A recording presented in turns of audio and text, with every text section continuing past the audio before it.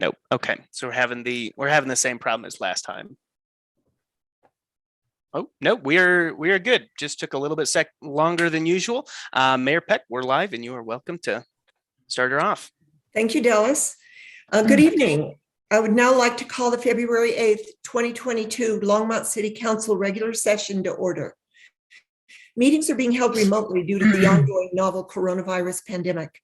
To view the live stream, go to longmontcolorado.gov/agendas or the city's YouTube channel, longmontpublicmedia.org, or Comcast channels 8 or 880.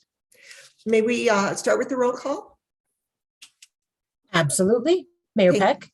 Here. Councilmember Hidalgo Faring. Here. Councilmember Martin.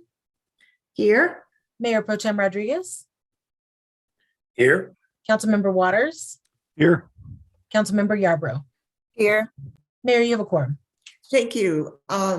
Mayor Pro Tem Rodriguez, would you lead us in the pledge, please?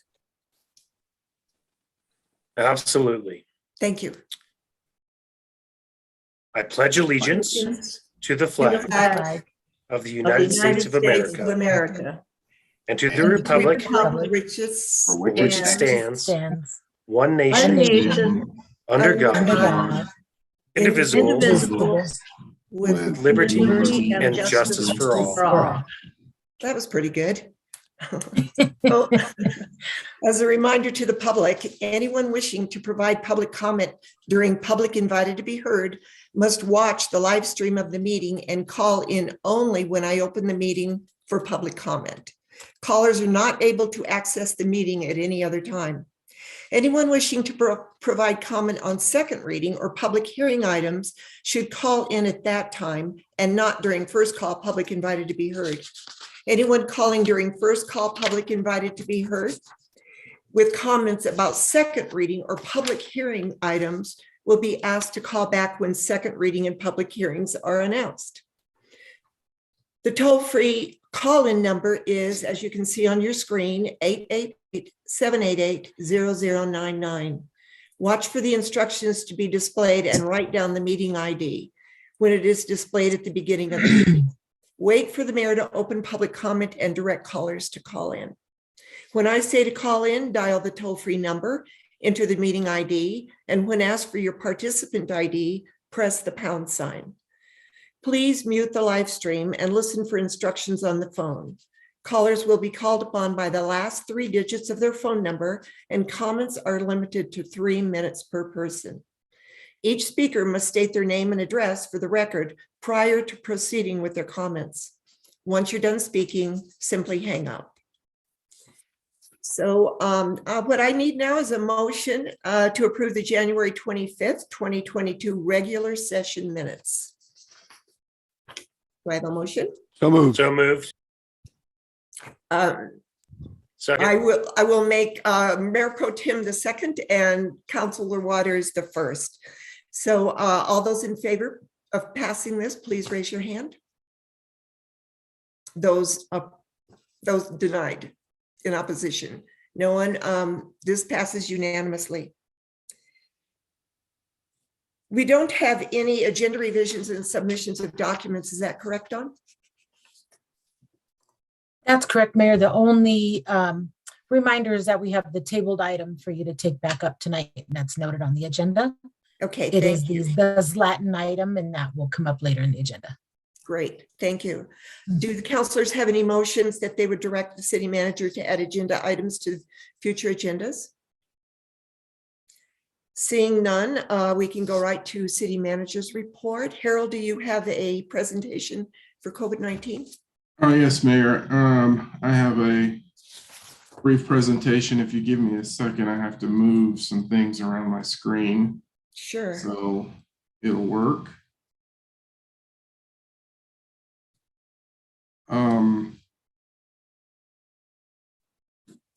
There we go.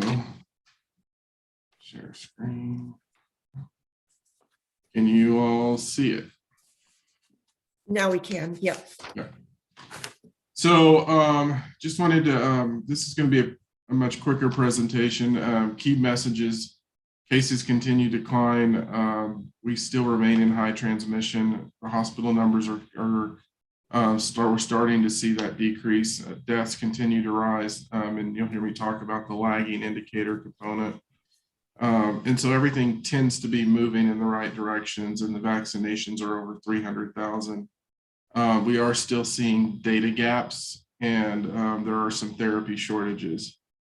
When we look at the numbers, I guess this is what you're going to tend to see in the trend is we're continuing to move down from where we were at the high point. We're now at 300 on this sheet, 390.9 in the 7-day cumulative cases.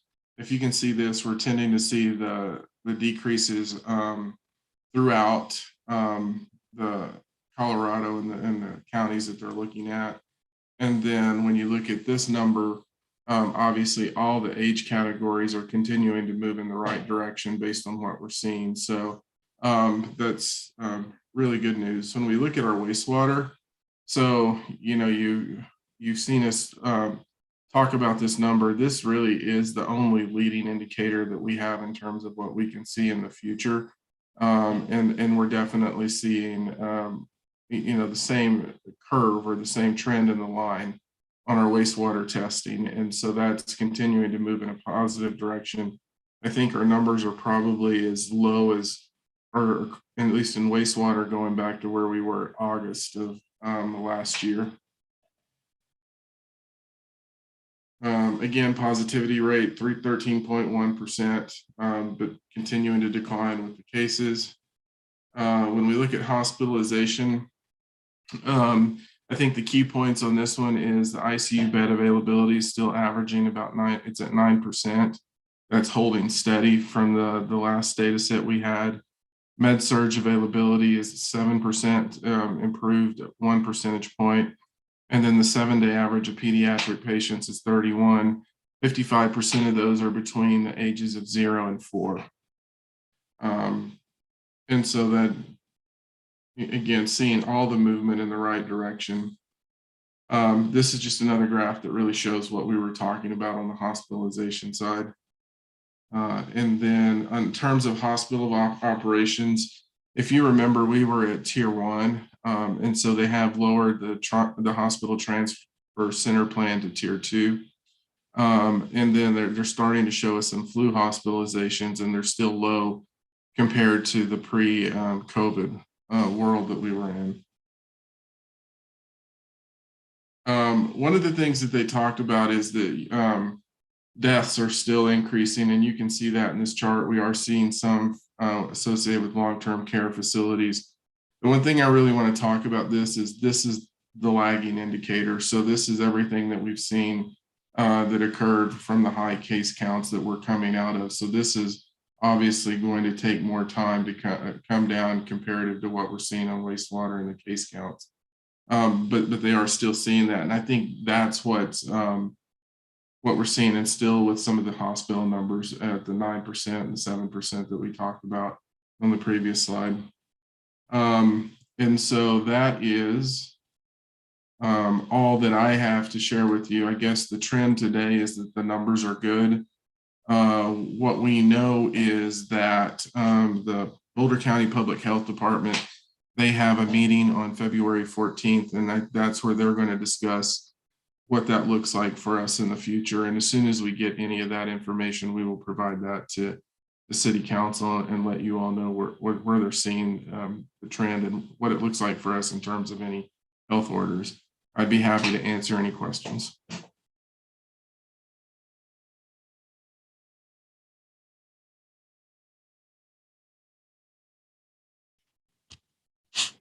Mayor Pro Tem Rodriguez.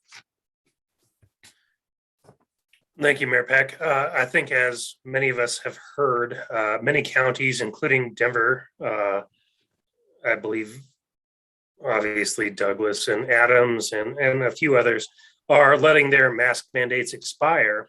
And I do remember that Boulder County specifically was to allow for 20 days straight beneath high transmission, I believe was the previous metric that was provided to us. Do you have any concept if there are going to be a little bit more specific, especially also considering that the state CDPHE is also starting to look to transition to more endemic versus pandemic concepts as they're looking for, I believe, private contractors.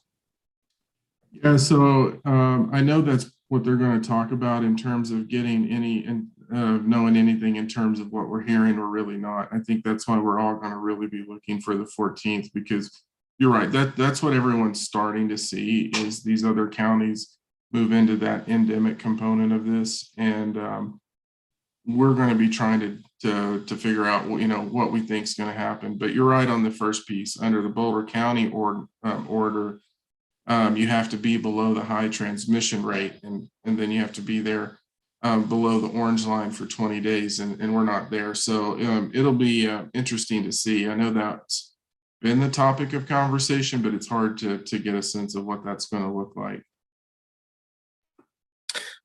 All right, thank you. I was just seeing if you had any other knowledge that we haven't necessarily heard from. So no, we'll be digging in and seeing what we can find.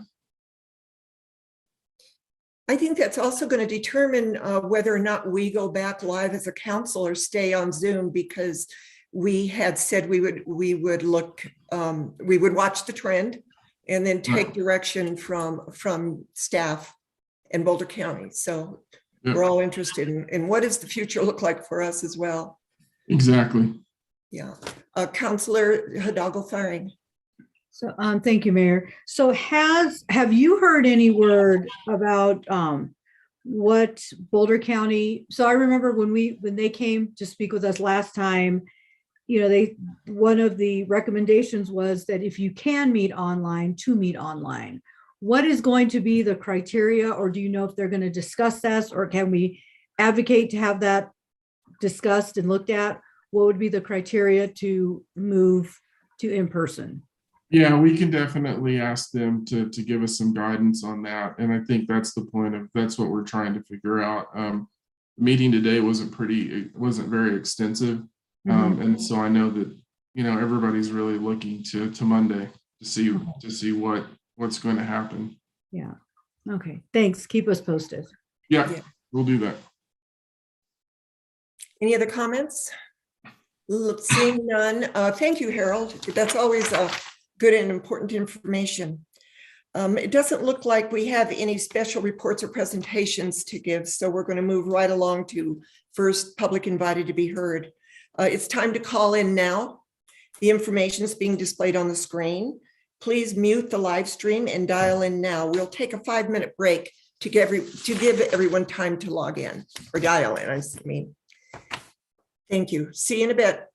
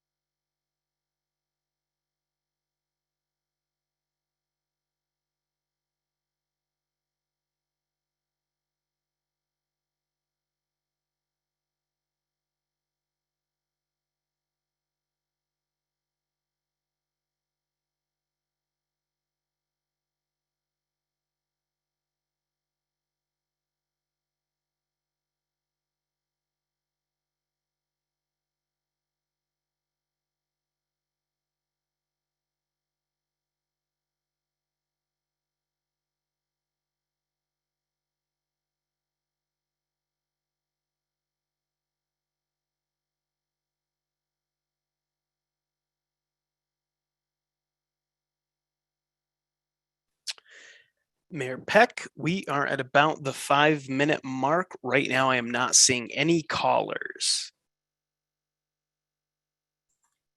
Hey, Dallas, I saw two. Oh, One of them looks like they dropped off. But looks like we have one in the waiting there room. it One of is. Yeah, them- sorry about that.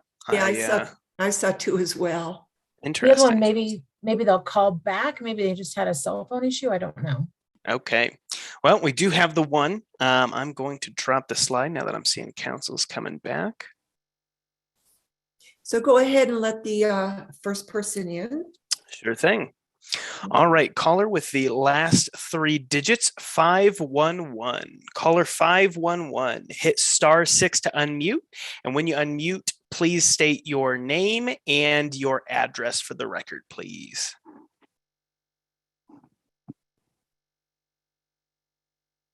Hey, caller 511, I see you there. Yes. Hi, my name is Clark Allen. I live in the Greens. And the reason I'm calling tonight is to talk a little bit about the proposed logging industry that Boulder County is suggesting should be placed just west of our city. Barring the additional increase in noise and the amount of additional truck traffic that will put stress on our roads, I think we need to take a real hard look, or I would like to suggest the City Council take a real hard look at this industry, because if you know anything about traditional milling operations, which this is what it will be, and they do allow burning on their site because they indicate that they will allow their waste to be burned, it's done with a traditional teepee or beehive burning, and that's the usual way they dispose of the waste wood in the logging yards, and sand dust are incinerated. They're done open air. All ash and smoke are allowed to go directly into the air, which means basically it continues to contribute to poor air quality, as well as having that ash potentially spread throughout the city. My biggest concern here is less the noise and less the additional traffic and more the burning. We saw what took place south of us. That was a terrible tragedy. We have bad enough air quality in this area, and we have enough problems with wildfires that we don't need to introduce another business that's going to have the ability to burn in an open air situation and potentially cause the kind of disaster that went south of us. I'd really recommend that you take a strong look at this for many reasons, and specifically the one of public safety and the safety to our community as it relates to having an open air burning facility near us. You can see an article that was written in the Times Call, and I do believe it was also written in the Daily Camera. Thank you very much for your time, and I hope you all have a good week. Thank you, Clark. Do we have anyone else, Dallas? Nope, I left it open a couple minutes longer, but if we did have a second caller, they must have dropped off. So we have no one else right now. Okay, thank you. Dawn, would you mind reading the items on the consent agenda into the record? We'll go on to the consent agenda. Absolutely, Mayor. We were there so fast. I wasn't I ready. know. Item 9A is ordinance 2022-05, a bill for an ordinance making additional appropriations for expenses and liabilities of the city of Longmont for the fiscal year beginning January 1st, 2022. Public hearing and second reading scheduled for February 22nd, 2022. Item 9B is ordinance 2022-06, a bill for an ordinance amending chapter 14.20 of the Longmont Municipal Code on service charges to create an AMI electric meter opt-out program. Public hearing and second reading scheduled for February 22nd, 2022. 9C is resolution 2022-12, a resolution of the Longmont City Council approving the intergovernmental agreement between the city and the Colorado Department of Public Health and Environment to analyze influent from the wastewater treatment plant for SARS-CoV-2 COVID-19. 9D is resolution 2022-13, a resolution of the Longmont City Council approving the intergovernmental agreement between the city and Boulder County for a voter service and polling center use agreements for the 2022 election. 9E is resolution 2022-14, a resolution of the Longmont City Council naming the neighborhood park located at 50 Quebec Avenue as the Nino Gallo Park. And 9F is Resolution 2022-15, a resolution of the Longmont City Council authorizing an amendment to side letter agreement among Diamond G Concrete Company, Costco Wholesale Corporation, and the City of Longmont in furtherance of development of a Costco membership warehouse facility, affordable housing, and additional commercial retail uses. Thank you. Do councilors want to pull anything off this consent agenda? Seeing none, I would like a motion to pass the consent agenda. Hey, Councilor Martin, I move the consent agenda. thank you. Do I have a second? Okay, thank you, Councilor Waters. It's been moved by Councilor Martin, seconded by Councilor Waters. All those in favor, please raise your hand. Mayor Peck, if I may pause you just for just a moment. Dale's chiming in. I believe staff wanted to pull 9B Oh, for a brief okay. presentation. My apologies. No, that's okay. Thank you for stopping us right in the nick of Yes. time. If we could Okay. amend your motion, my apologies. Thank you. All right, we'll amend the motion to, we will pass the consent agenda minus 9B. Is that okay with everyone who agrees? Please raise your hand. All those opposed? So that passes unanimously. We pass consent agenda minus 9B. All right, we're already going on to the ordinances on second reading and public hearings on any matter. It is now time to call in to speak on any of the second reading and public hearing items. There are two on tonight's agenda. The information again is being displayed on the screen. Please mute the live stream and dial in now. We'll take another 5-minute break to give everyone time to get dialed in.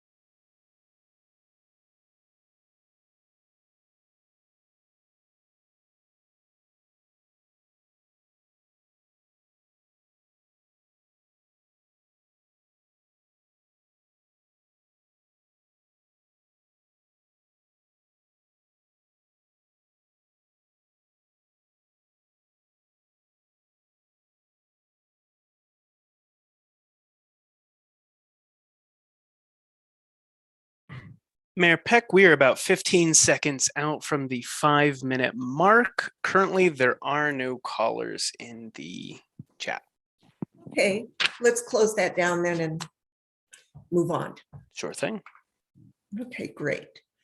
So we're on second reading now. The first one is ordinance 2022-02, which is a bill for an ordinance conditionally approving the Zlayton Commercial Center rezoning from NPE, non-residential primary employment, to PUD, planned unit development, generally located at the northeast corner of State Highway 119 and Slayton Drive. Public hearing tabled on January 25th, 2022 to February 8th, 2022, tonight's meeting. So we did have a presentation on this January 25th, but I was wondering if, Ava, do you have any comments or any more information you would like to give? I don't have anything additional, Mayor Peck and council members. Just a reminder, the Planning and Zoning Commission they had a recommendation that the applicant work with staff and the Historic Preservation Commission to develop a plan for how we would, recognize the property.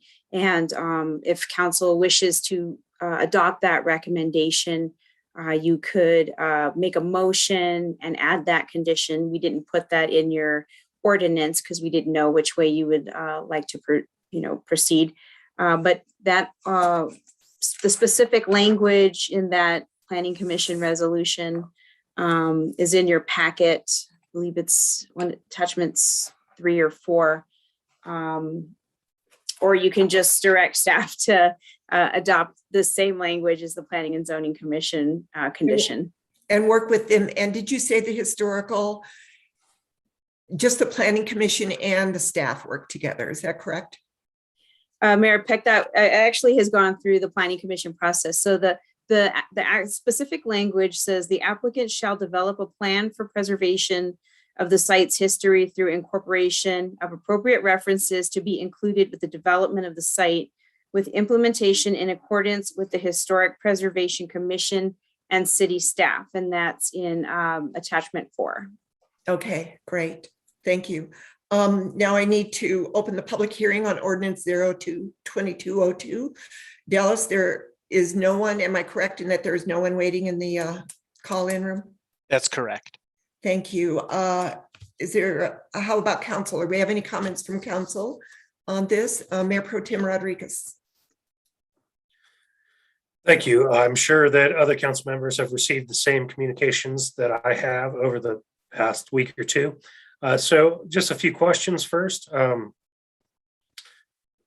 My biggest question is the distance of the proposed fuel tanks from Spring Gulch number 2, which would be a riparian area for those folks who want that 150-foot setback, right?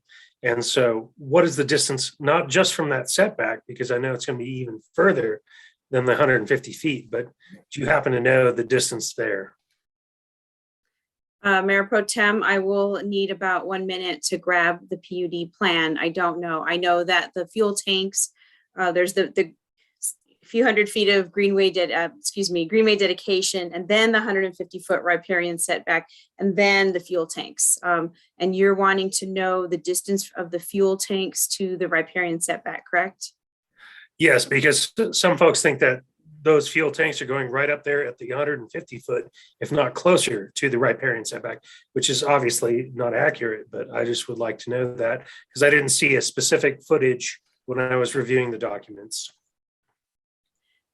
Sure. If you'll give me just 1 moment, I'm pulling up the document right now, and we'll do that. But to assuage anyone's concerns, I will say that the fuel tanks are nowhere near. They're several hundred feet away. And then the other thing that I saw, this is not necessarily a question. The other thing I saw in the communications I received was that folks didn't think this was adequately placed towards more commercial uses. And I will point people towards the fact that across the street is Walmart. Very near is Smucker's. as well as the burrito kitchen, I believe I saw, as well as what used to be at one point Concepts Direct. I don't know if that's still the same usage of that property over there, but that was also another commercial usage, as well as what was already cited in the report of the hospital, as well as McLean. And so to say that this isn't in close relation to commercial usages is just incorrect. So those were my two worries. And so I wanted to state something about the adjacent commercial usages, and also just to clarify the setback, especially when it comes to the fuel tanks. So. Thank you, Mayor Pro Tem. I'm looking at the plan now. Appears to be over 200 feet away From the edge of the riparian setback. So that would be 350 feet away from the actual Spring Gulch number 2. Correct. All right, thank you very much. Thank you, Mayor Pro Tem. Are there any other comments from council? Seeing none, Mayor Pro Tem, would you like to move this ordinance? Absolutely, I move this ordinance forward. Second. Do we need to have that comment in there also, though, don't we, about working with the planning department for the environmental? I move this ordinance forward with the same conditions that planning and zoning has attached to it. Perfect, thank you. I'll second. Okay. This has been moved by Mayor Pro Tem Rodriguez and seconded by Councilor Martin. All those in favor, please raise your hand. All those opposed? That passes unanimously. Thank you, Ava. So our next one is ordinance 02022-04. It's a bill for an ordinance conditionally approving the river annexation number 2, generally located north of Boston Avenue and west of Francis Street, and zoning the property in-PF public hearing and second reading scheduled for February 8th, 2022. Josh, Mr. Sherman, do you have any comments or information that you would like to give council on this? Good evening, Mayor Peck and the council. Josh Sherman, civil engineer with Public Works and Natural Resources. I really don't have anything to add on these parcels. They're really just some remnant parcels that the city obtained from Boulder County, and we're just cleaning up some property that's owned and bringing them into the city via annexation. These parcels are located just immediately adjacent to Boston Avenue along St. Vrain Creek. Okay, and Josh, just to answer some questions, this property is not going to be developed. They're just small remnants. Is that correct? It's why it's going to be. That's correct, and that's correct. In fact, one street right of way, and the other one is Greenway. Okay, thank you. On the St. Vrain Greenway. All right, I would like to open this up to the public hearing on ordinance 2022-04. Dallas, we still have no one in the waiting room? That is correct. Thank you. Do we have any questions from council? I'm sorry, I kind of butted in there before I asked you. Seeing none, we will, I need a motion, please, to move this ordinance. I will move ordinance 022-04. Do I have a second? Second. Thank you, Councilor Waters. It's been moved by me, Joan Peck, seconded by Councilor Waters. All those in favor, please raise your hand. All those opposed? Thank you. That motion passes unanimously. Now we come to the items removed from the consent agenda, and this is Dale Rademacher's cue to give us his presentation on 9B. Hi, Dale. Mayor Peck and members of council, tonight we're going to ask Rich Schmidt, who is working for us on the AMI project, to come online. He has a brief presentation to go over some of the details of the ordinance that you're being asked to consider tonight before you take action on that ordinance on first reading. So go ahead, Rick. Okay, thank you, Dale. Let's move right to the agenda slide. Next slide. I want to just quickly walk through the agenda. We're going to start with just a quick update on where we're at overall with the AMI program, just to bring everyone up to speed, walk through the opt-out program, and really where we're at, why it's been created, and how the staff created the kind of the rules and structure for the plan. Next slide. The AMI team has been very busy. You can kind of walk through here. We signed our contract January 11th. We've been starting to work towards the implementation, efforts.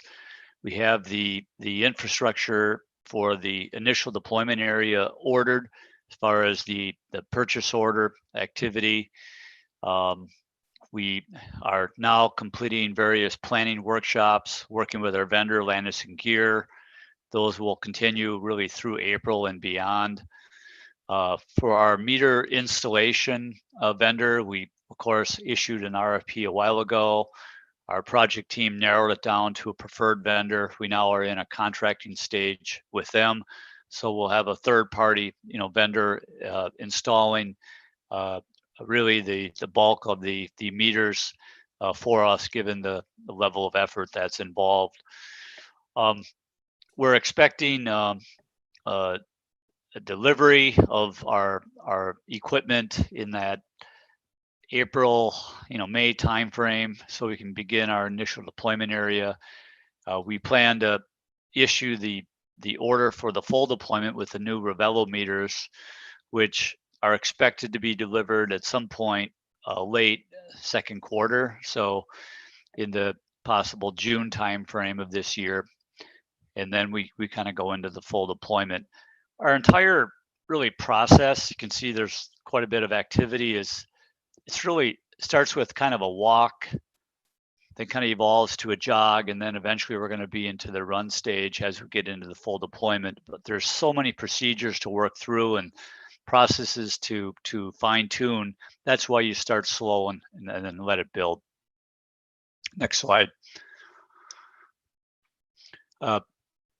You probably remember there was quite a bit of discussion in some of the council meetings early last year, and the public really spoke out and about a desire to have a possible opt-out program. Council gave direction to staff to develop a program. We worked on that throughout 2021. We issued the ordinance, and it really the program we looked at is, what has some successful opt-out programs been around the country, as well as some of our neighbors. What were some of the rules they had? What did they learn from their efforts, if you will? Well, we could apply possibly to our program. We created a kind of a cost of kind of a higher level review of what kind of costs we're expecting. We had to make estimates in without knowing the quantity of opt-out subscribers that we're going to have.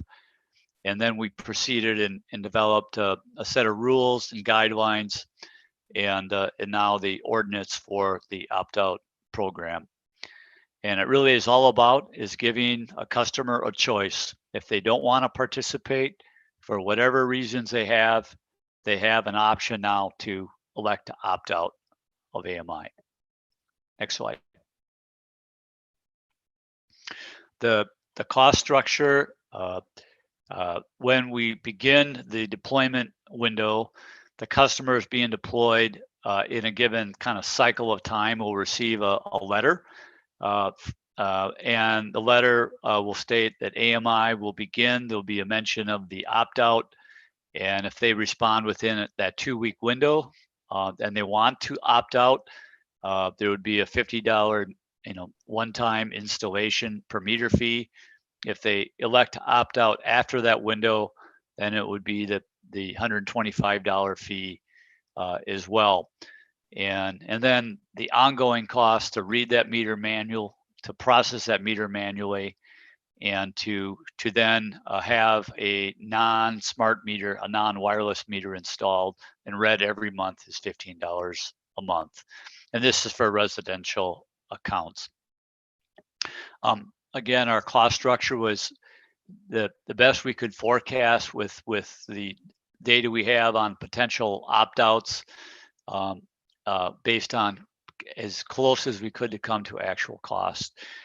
Some of the other communities in the area had about a little less of between a quarter to 0.5% of their customers subscribed to opt out. So we had some basis of what that percentage might be for us in the city. Next slide. Our service reps in the office, the staff in the field will be provided some talking points, if you will, of when they're asked, tell me about AMI. What are some of the difference between AMI and what we have today? And if I would have an opt-out, what do I gain? What do I lose? Those meters are read about any time between 3 to 4 to 5, maybe up to 10 seconds at some point per hour during the day. The data is then sent upstream to our offices. But there's differences. Once you have a smart meter, there's new rate programs that can be conducted.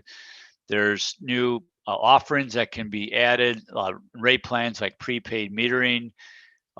There's some solar and EV options that become available that would be possible with a smart meter and not possible without. So our staff will provide as much education as we can to explain the differences between advanced metering and opt-out, and what happens when one elects to opt out. Next slide. We have used this slide in the past. It was a source from the Federal Communications Commission. Various studies have been done, but there's a pretty significant difference between a cell phone versus a microwave oven, all the way to the Wi-Fi signal in the house compared to a smart meter, if you will, 12,000 times greater output from a cell phone, and some of the concerns were wireless related. So we will provide as much education as we can, but this is just here as a reference point.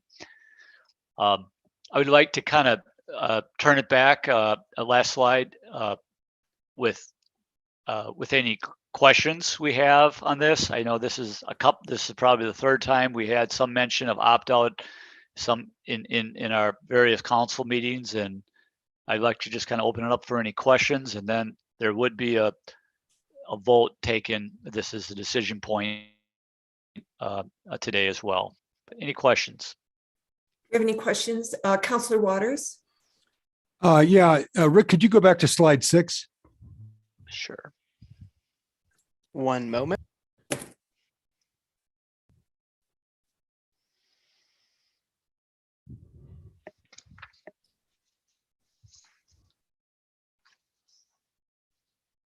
Could you just talk a bit about 4.1 time of use designed for EV customers? There's a second reference to time of use, and what that means and what the implications are.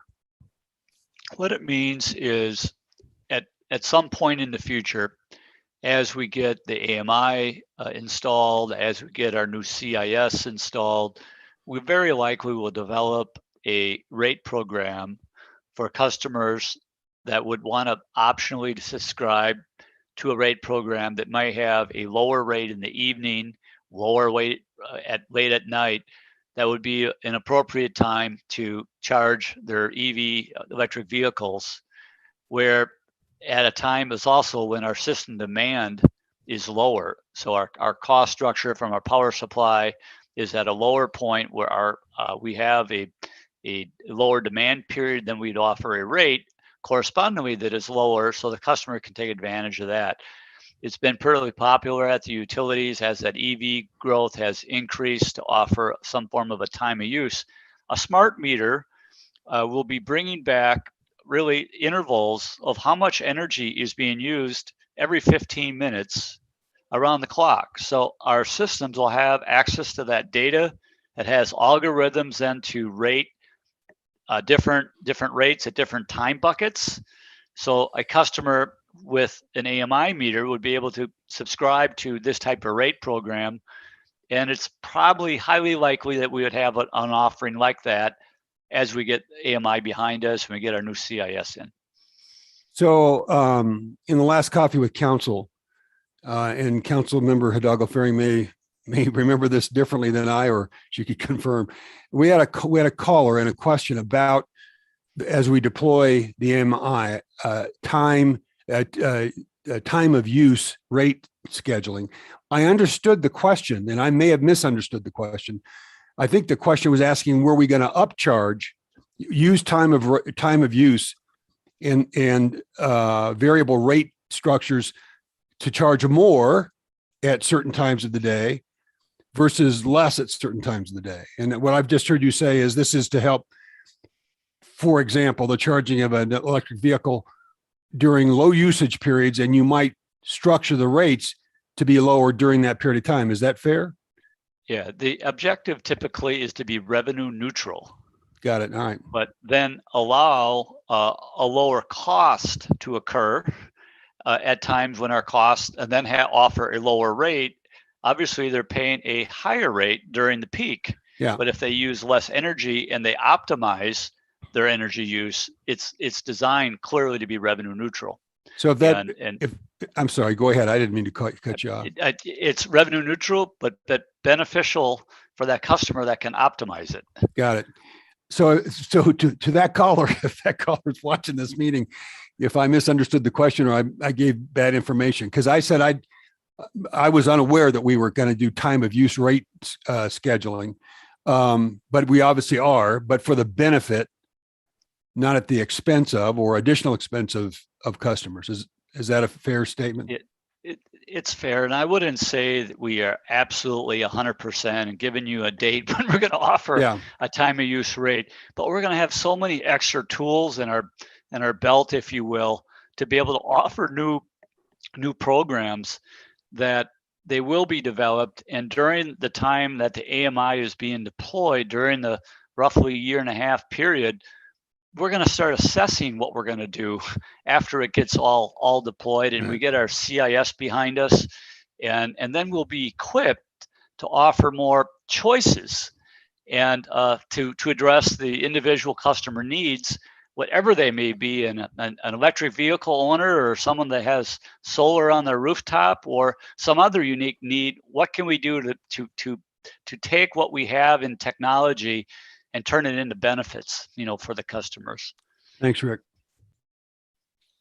Councillor Martin.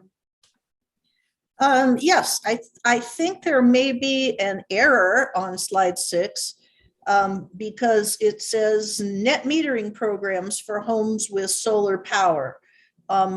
It's required by Colorado law to have net metering for homes with solar power, and our solar homes today have net metering.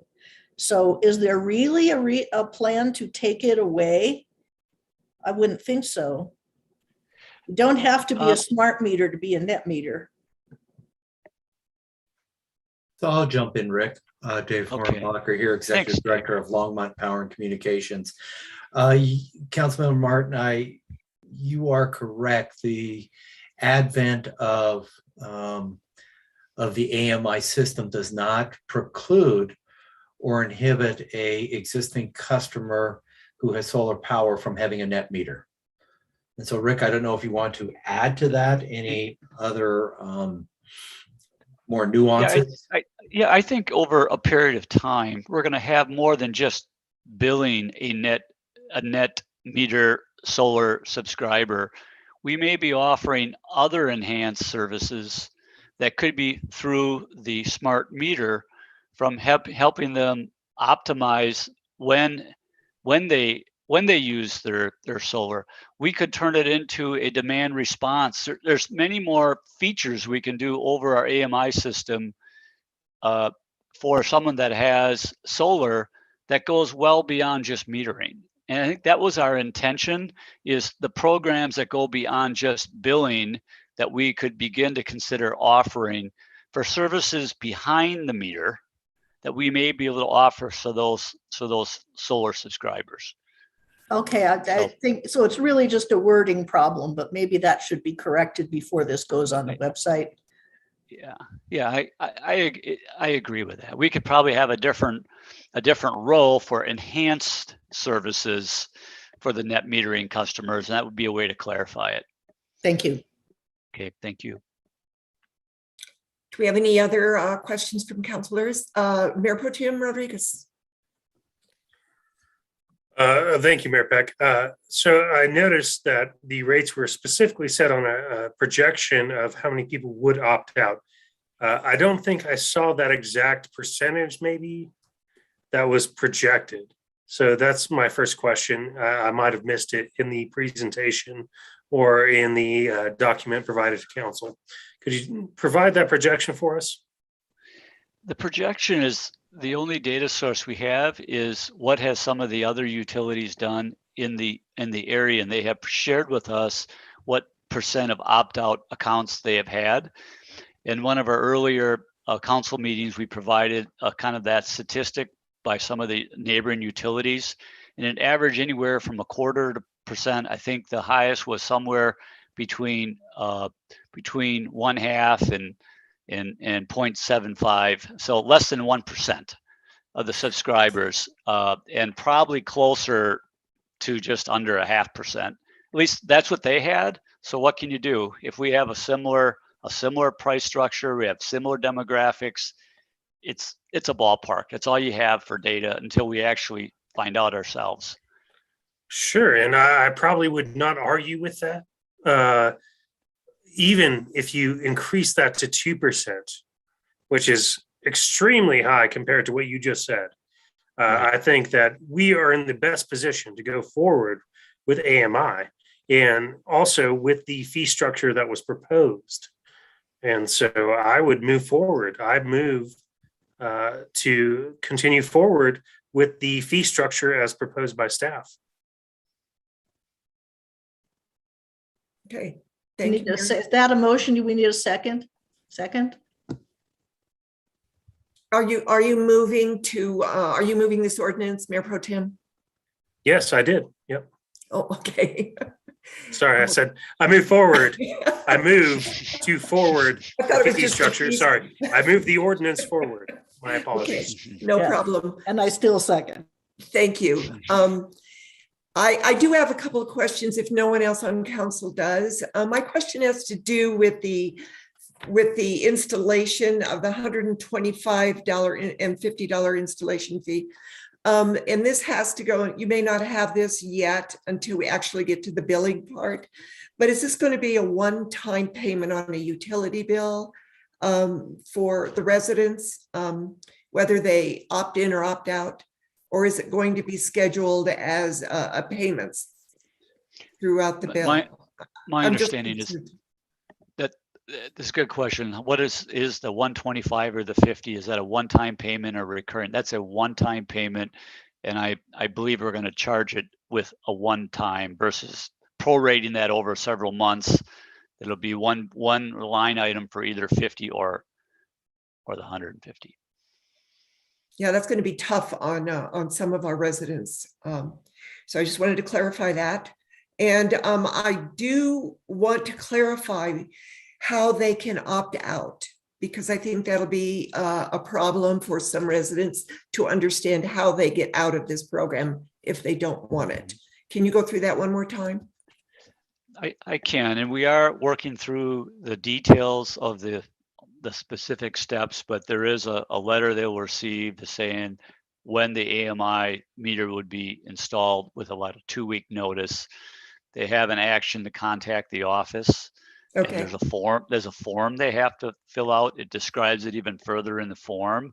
They have to sign the form and return it to the office. And then we remove their account from the AMI installation.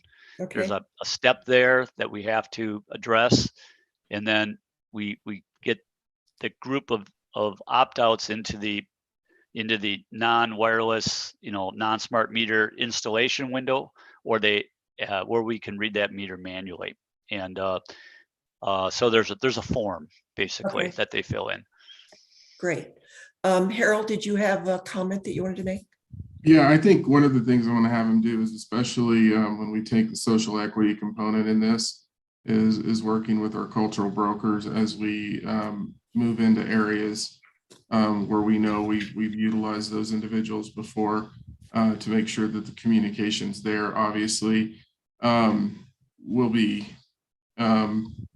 have Spanish communications where we need that, and really focus on all of those issues. And then in terms of, anytime we have a utility bill, and folks, if they're in the CARES program or something like that, we work with individuals based on their needs. So those are all things we're going to be cognizant of, and we already know who's in the CARES program and those things. So I think there's more details that we have to develop as we're doing that. But, the neighborhood communication, working with neighborhood services, making sure we're getting that information in the most appropriate format is going to be incredibly important in this. Good, great, thank you. I know the city's really good about working with socioeconomic people on their utility bills, but it never hurts to keep saying it, because every time it comes up, we have people wondering. So thank you for that. So 9B0202206 has been moved by Mayor Pro Tem Rodriguez, seconded by Councilor Martin. All those in favor of passing this ordinance, please raise your hand. All those opposed? This passes unanimously. Thank you, everybody. It's a good presentation. Okay, thank you. So we are now at the final call for public invited to be heard. Once again, it's time to call in right now for the second one. Councilor Martin. Oh, I I'm believe we sorry. have other presentations. I'm sorry, you're correct. Thank you. Just moving way too fast. We have a presentation from the Longmont Power and Communications, which is an update on the climate action recommendations. I think we have Susan Bartlett here for this presentation. Hi, Susan. Yes. Hi, Mayor Peck and council members.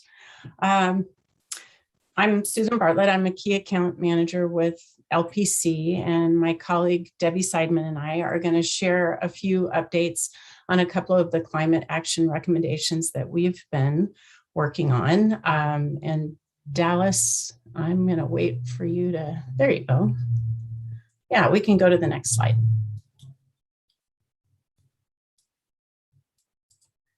So I want to give everyone a reminder of what some of the near-term climate action recommendations are, and then focus specifically on three that LPC has been active with. And you'll hear more about all of the climate action recommendations from Lisa Knobloch when she gives her biannual update later on.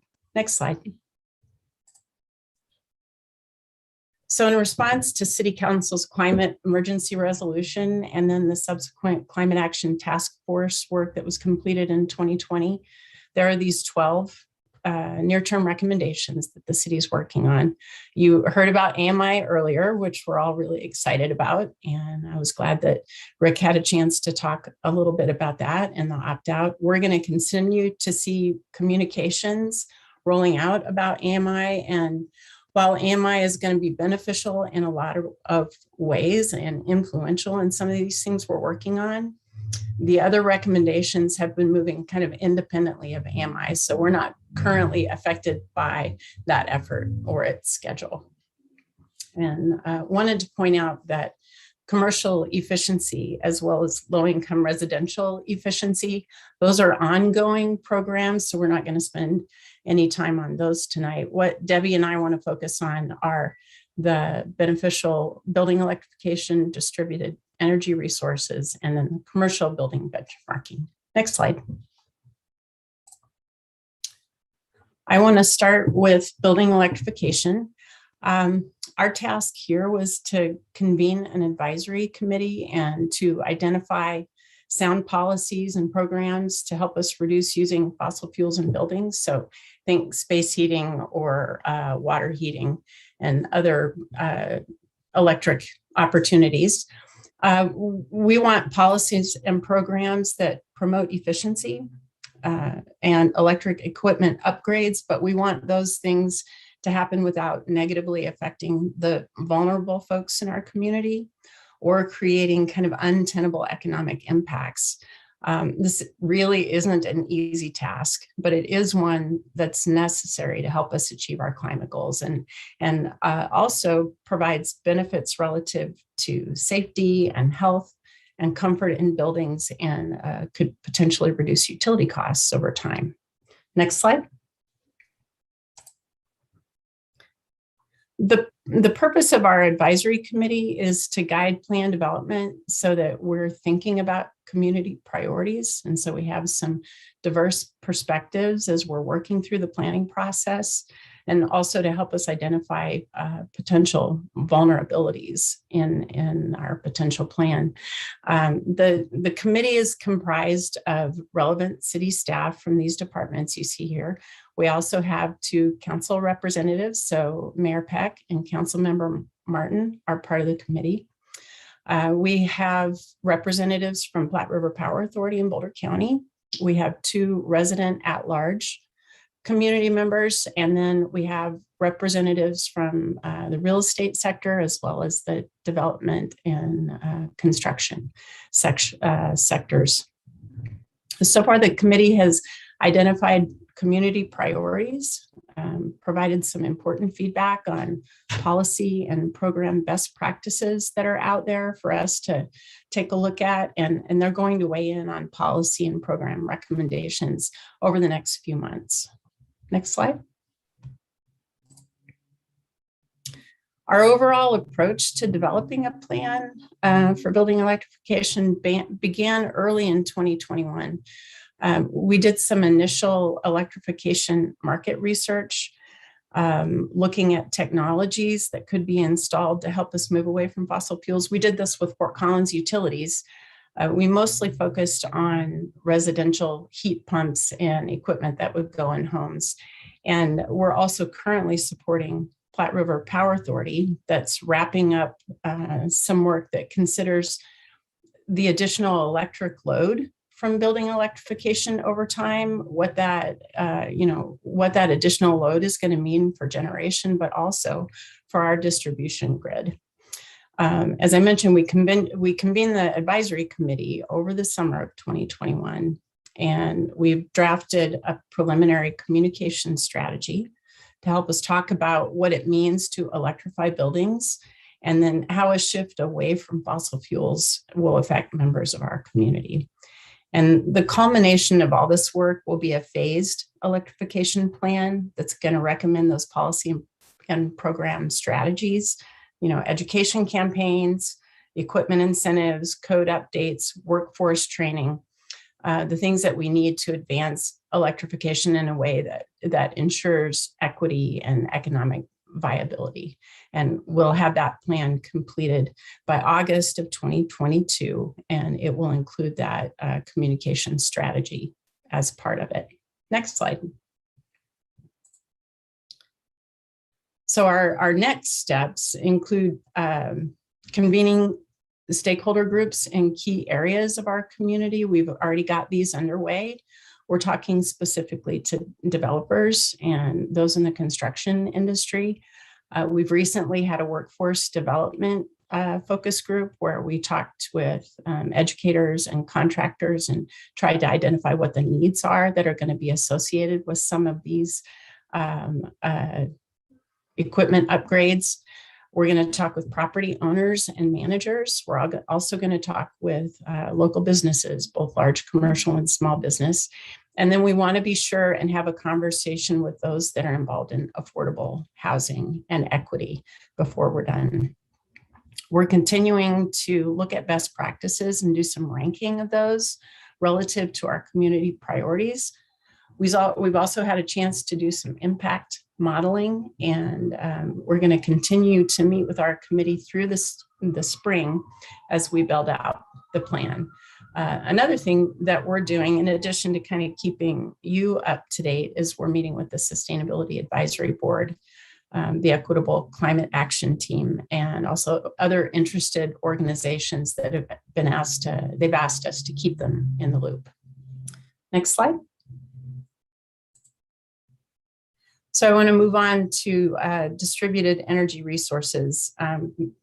For those of you unfamiliar with that term, it's simply kind of smaller scale, modular energy generation, storage, demand response technologies that are connected to the grid. And it includes a huge variety of things.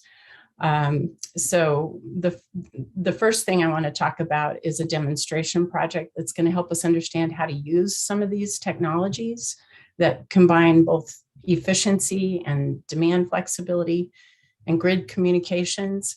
The second is a collaborative resource to help us better understand how to develop practical, effective, and affordable community solar in Longmont.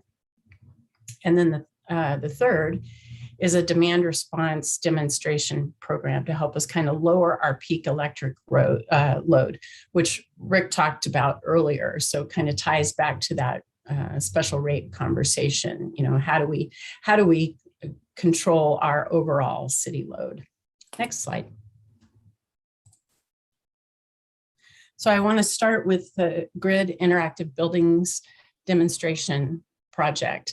This is something that we're partnering with Habitat for Humanity on. As you likely know, Habitat builds energy efficient, lower cost to build homes for income qualified customers. And we're looking at 10 all electric new homes in Longmont. 2 are already constructed.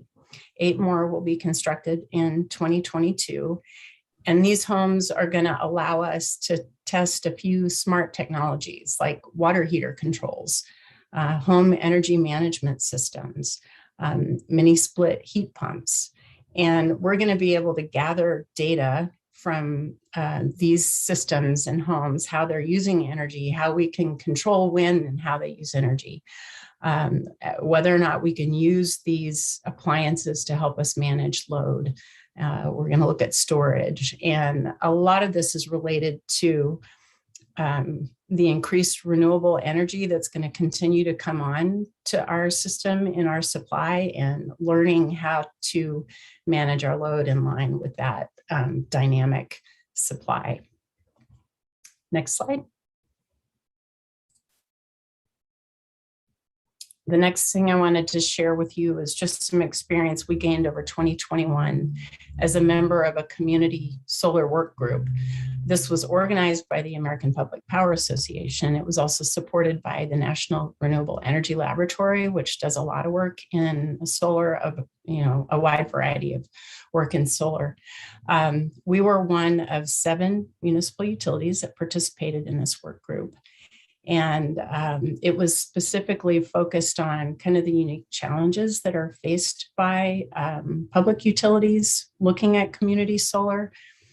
So the work group looked at project siting, environmental and land use policies, how to make community solar equitable and accessible to all the folks in our community that want to participate. And then also dived into some of the particulars about, what size systems make the most sense? How do you price them? What kinds of choices do you give customers to participate? And the results of all that work is just a lot of information that's helpful. There's a workbook that's actually already been produced. It's not coming soon. It's available now. And then we have access to some of the modeling tools that have newly amended features from NREL that consider the customer component as opposed to simply the developer component. We're going to be able to apply what we learned. We also have direct access for additional technical support through NREL, and we have CIP dollars set aside for 2022 to help us embark on a community solar project that will be able to, design using these tools that we've acquired, these resources that we've acquired. Next slide. So finally, we're going to implement a smart thermostat demonstration project this year, and that's to reduce our peak electric load or our peak electric demand. This is important because peak energy is expensive. Rick mentioned this earlier.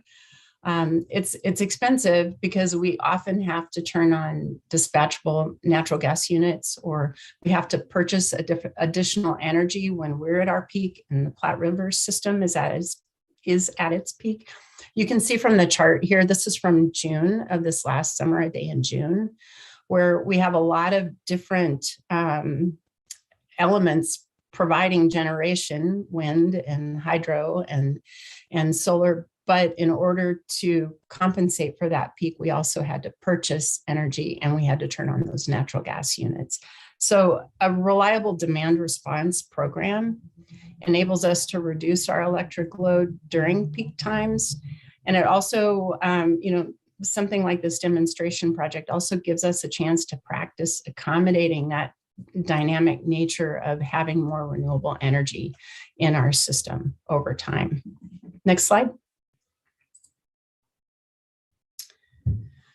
So this demonstration it's small, it's low cost, it's also low risk, but we believe that it will give us the information that we need to kind of determine the merit of a larger scale program.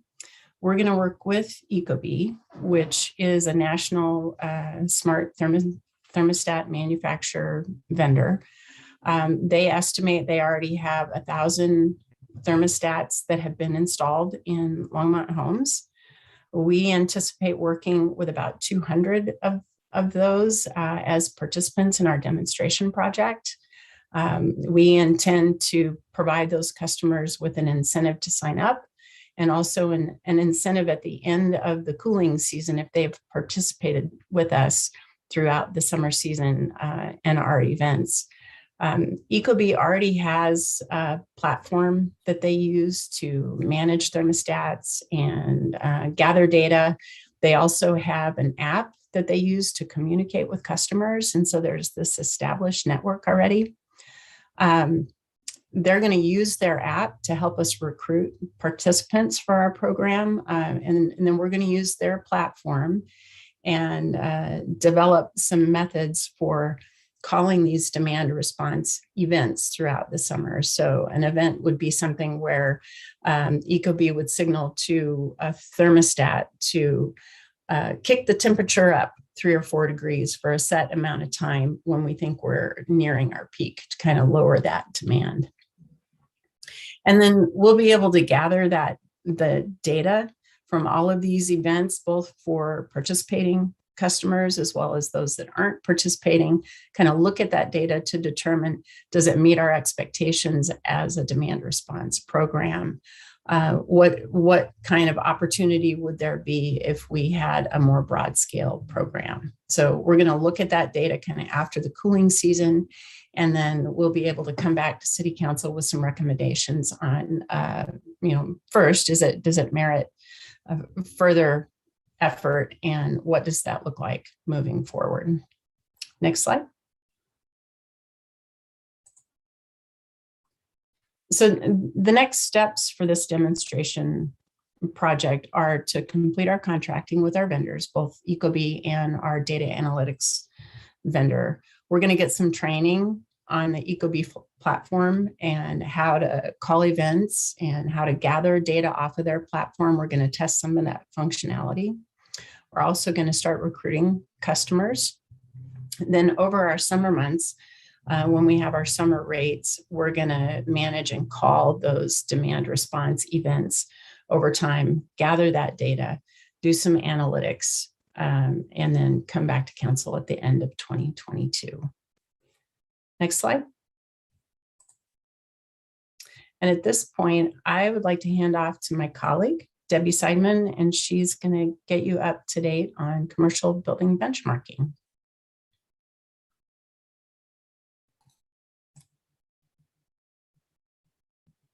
Okay, thank you, Susan.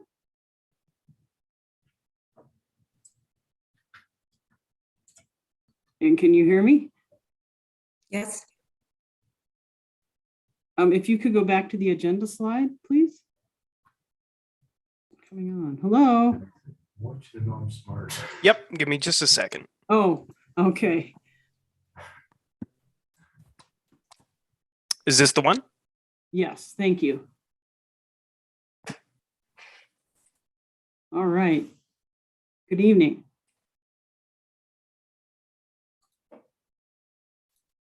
Okay, good evening. Thank you very much for your time, and I will continue to talk about additional efforts that we're taking in energy efficiency. My name is Debbie Seidman, and I'm a licensed engineer. I work for Longmont Power and Communications here at the city, and my background is primarily building systems, heating, air conditioning, energy efficiency, and I've done a lot of work in high-tech facilities.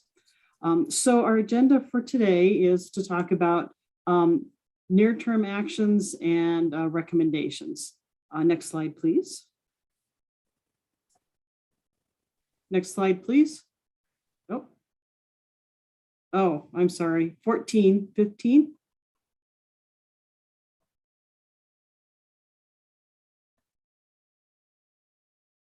We'll be on slide 14. There we go. Thank you very much. All right. So we are going to talk about recent action and then currently what we're doing with building energy benchmarking. And I know I've introduced this to City Council before. Thank you. And next slide. So again, and I know this is a review for most of you, but benchmarking in general is a comparison of something relative to a baseline. And typically that baseline is an average. In this case, it's a rating of energy use. And this is a rating compared to similar type buildings. So this is similar to miles per gallon rating for a vehicle. Similarly, you can get an EPA Energy Star score for a building. Here's an example of a building with a score of 71, and that's on a scale of 1 to 100. This is done using an EPA software. That software is free, it's secure, it's online. And the benchmarking is actually done by building owners or their representatives, such as a property manager. Next slide, please.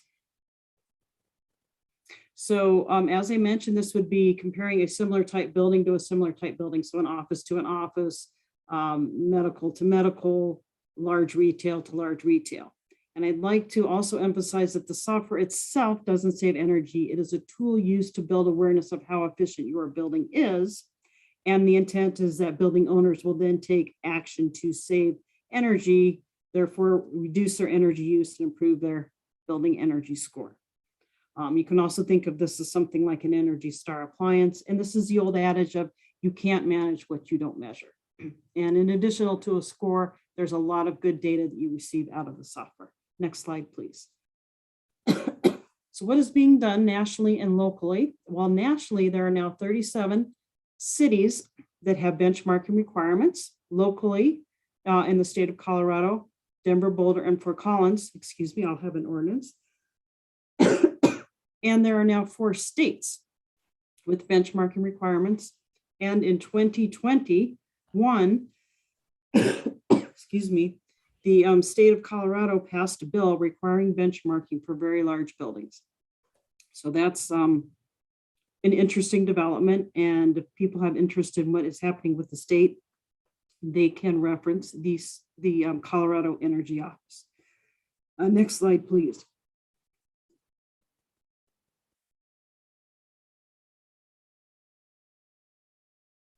Excuse me, tickling my throat. So what are the benefits? Well, this is listed, excuse me. This is listed as a priority in the city's Climate Action Task Force report and ties to the Climate Action Task Force and the Sustainability Plan. This also has estimated savings that the EPA published in 2011 of 2.4% annually for buildings that participated with benchmarking.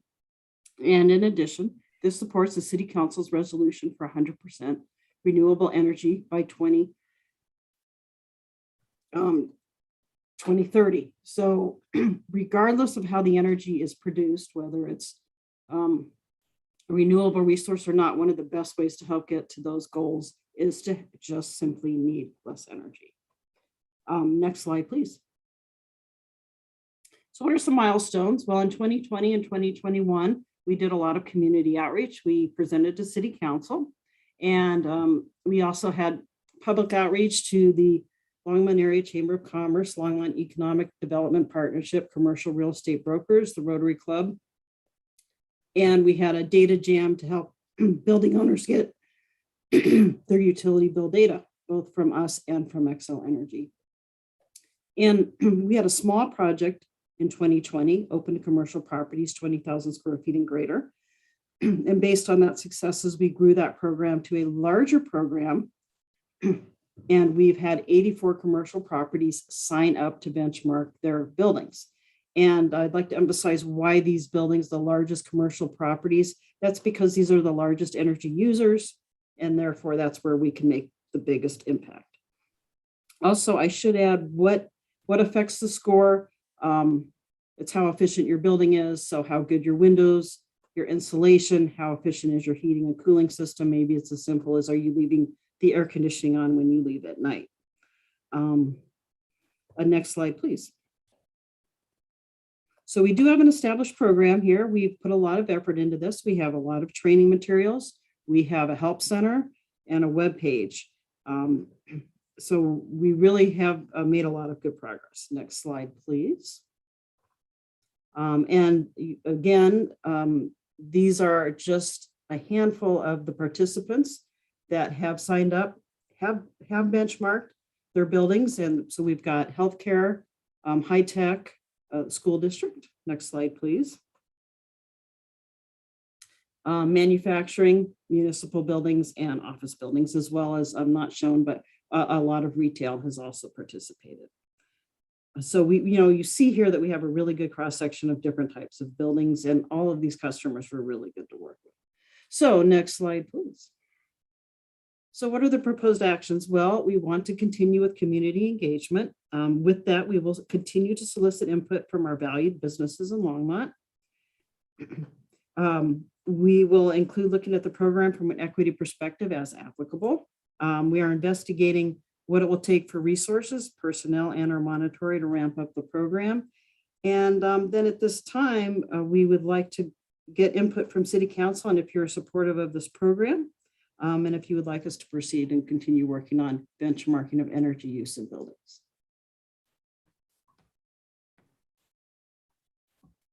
So Debbie, are you wanting that feedback now? Are you done with the presentation? Yes, thank you. Thanks.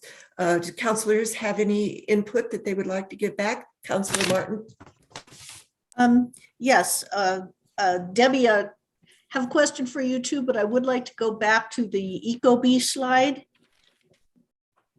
Certainly. Yeah. Oh, too far. Oh, there, sorry. Yeah. Well, that's an ecobee slide. That one will do.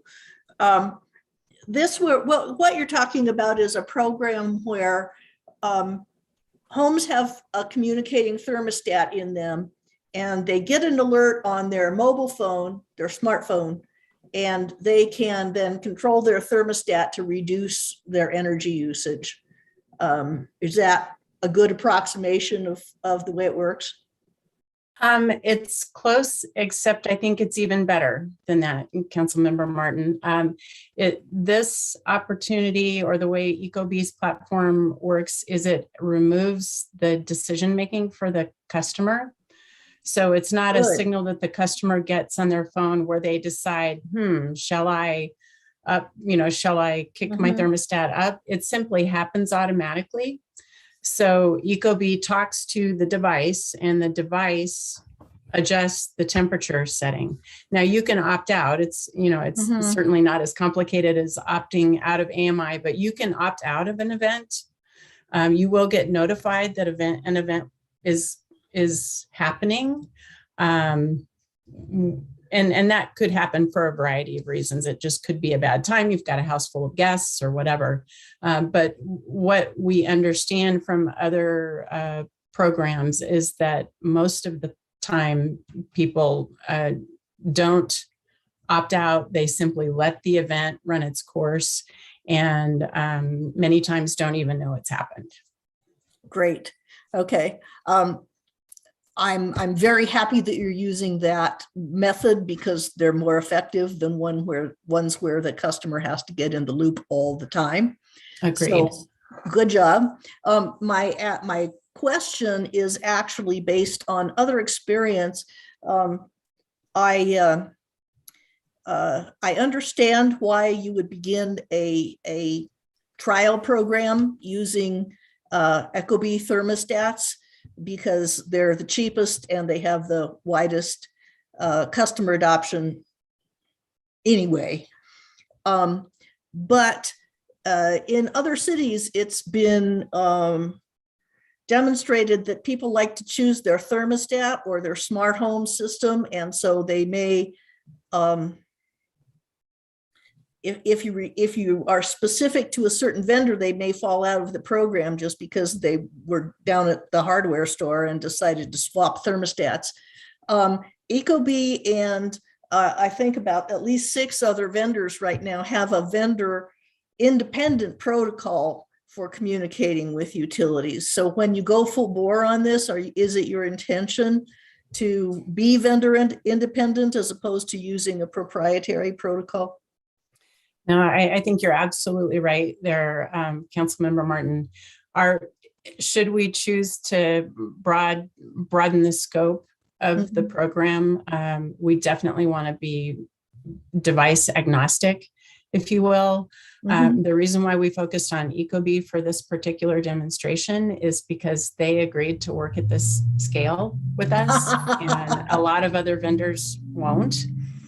They agreed to a demonstration project cost that seemed reasonable for us to get the information from the experience that we think will inform then how we could go to a broader program that's agnostic.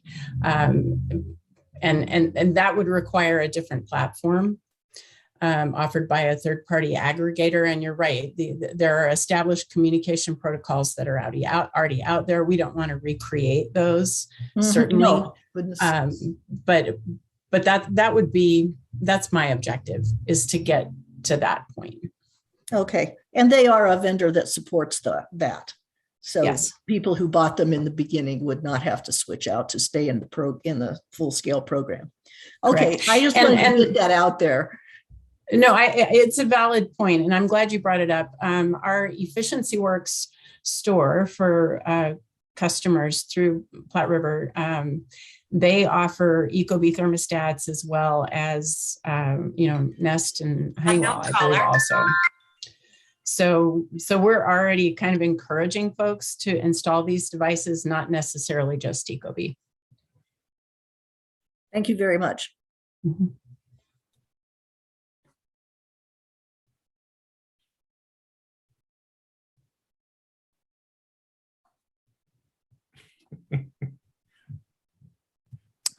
I can talk all day, but if I don't unmute, it's not going to do any good. So were there any other comments from counselors? I have a couple of comments that I would like. First of all, thank you so much for this presentation and for all the work you're doing. It's incredible.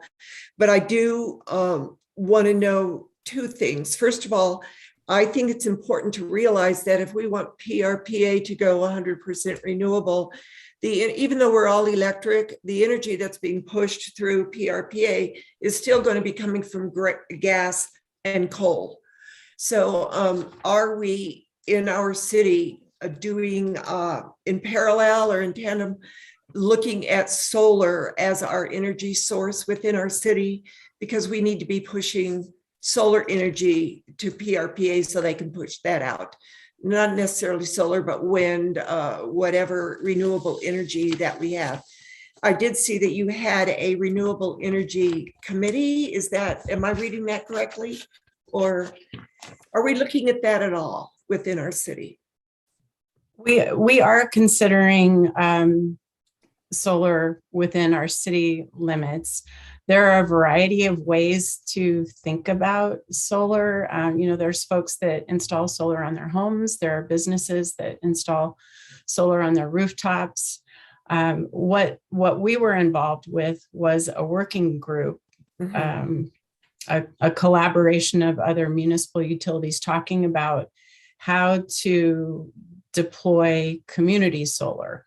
And at least for my thinking, community solar is something where there is an installation that is offsite from people that want to participate, and they can subscribe or somehow have access to that solar without actually having to have their own system.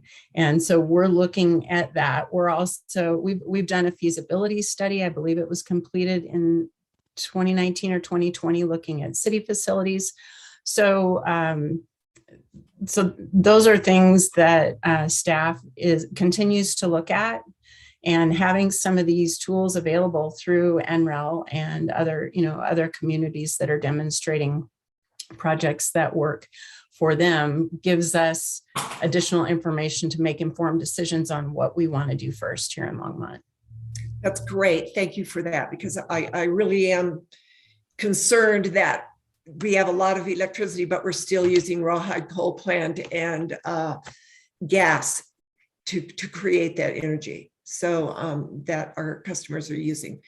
The other thing on your next step slide, we have the funding for 2022 through the CIP. Is there in LPC anyone that is looking at the dollars coming down from infrastructure and hopefully BBB for this renewable energy climate action? Because when I look at AMI, when I look at what you're doing through LPC, I think it would be this is a huge opportunity for us to get some of those costs taken care of through the dollars that are coming down from the federal legislation. Well, I'll jump in on this one. Yes, please, Harold. Sandy, we've got a list of, they called it Build Back Better grants, but it's actually, it's the infrastructure program grants, not Build Back Better. Correct. Different thing. And so we've got a list of 25 that I just got, and Sandy's going to send that to everyone right now. Okay. Or tomorrow. So that gets to all the departments, and it's not just about power. So that list is going to include everything from brownfield grants to you name it. And so we're going to start parsing that out in the organization to figure out who's going to work on what. Great. This is exciting. If I might add to that too, Harold, is that also we're in the process of hiring a full-time grants coordinator in the PW&R LPC next like area that will be, broadly utilized, but that gets some individuals at the forefront of not just monitoring these things, but being able to organize within the city of Longmont to really to have these grant presentations and to move those forward.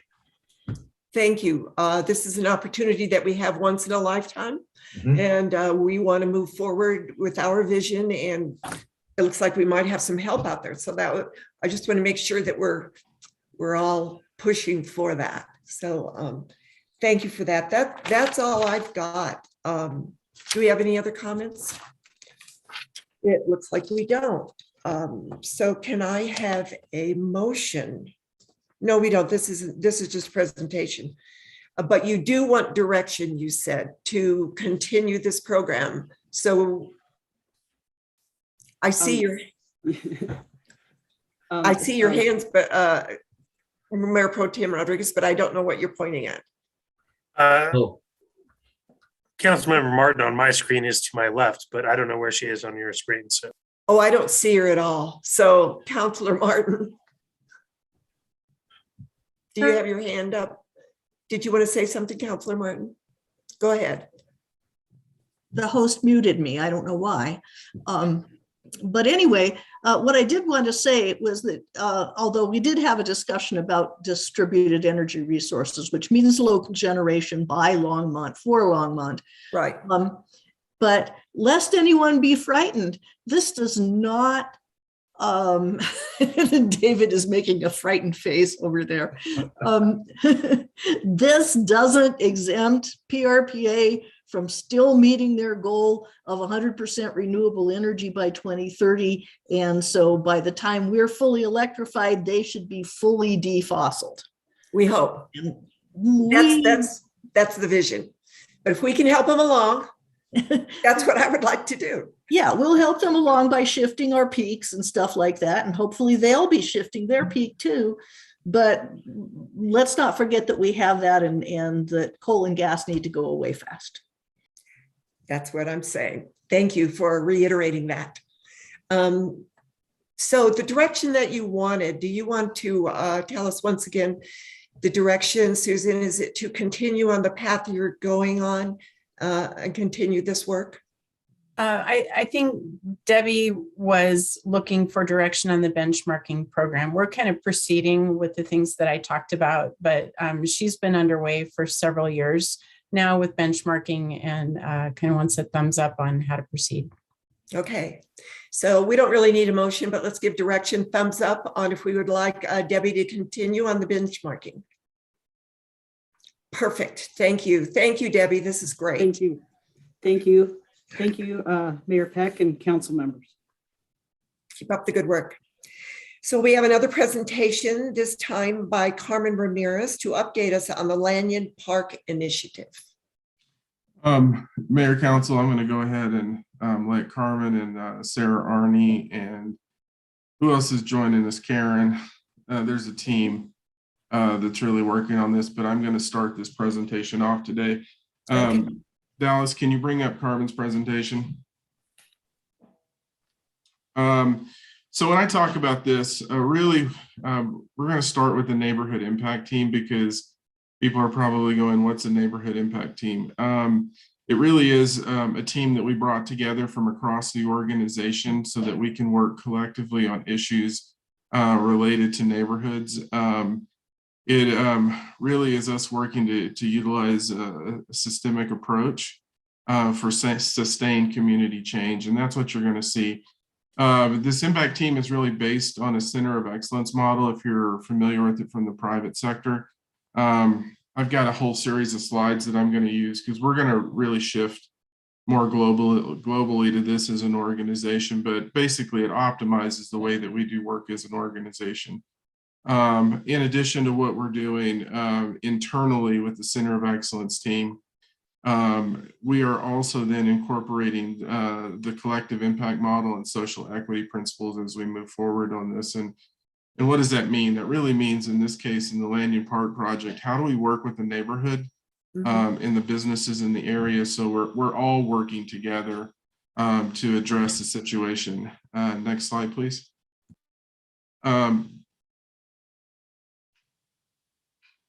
Next slide, please.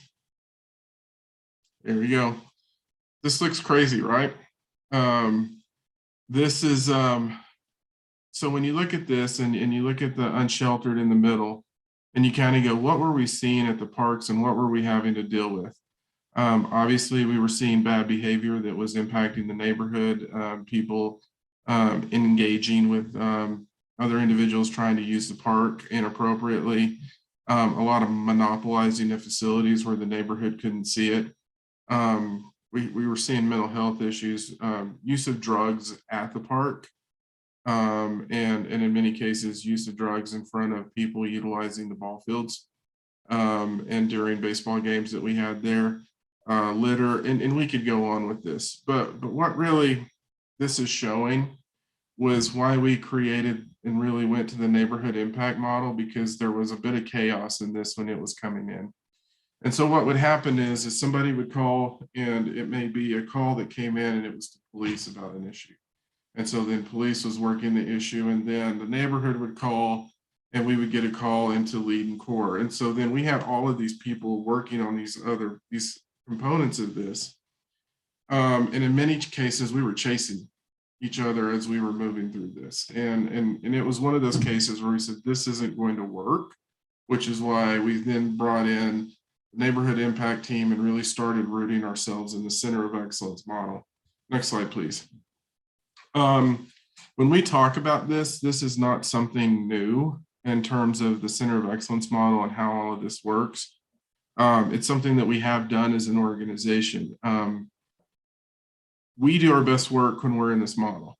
And what I mean by that, and when we do our best work, it is really how we work together, and we keep a couple of core principles front and center. One, this is about our community. And two, second, this is about the organization and how we work collectively as a team to support the community and to the best of our ability. We do this on occasion when we do it, and we've had big problems. We've been very successful.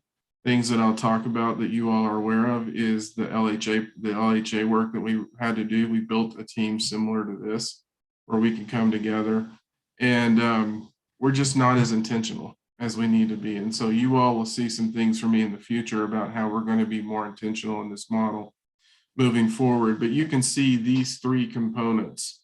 The Center of Excellence is really focused internally to the organization, and that's where we bring the right people together to deal with the issue, that have the expertise, the knowledge, and understand what we're dealing with.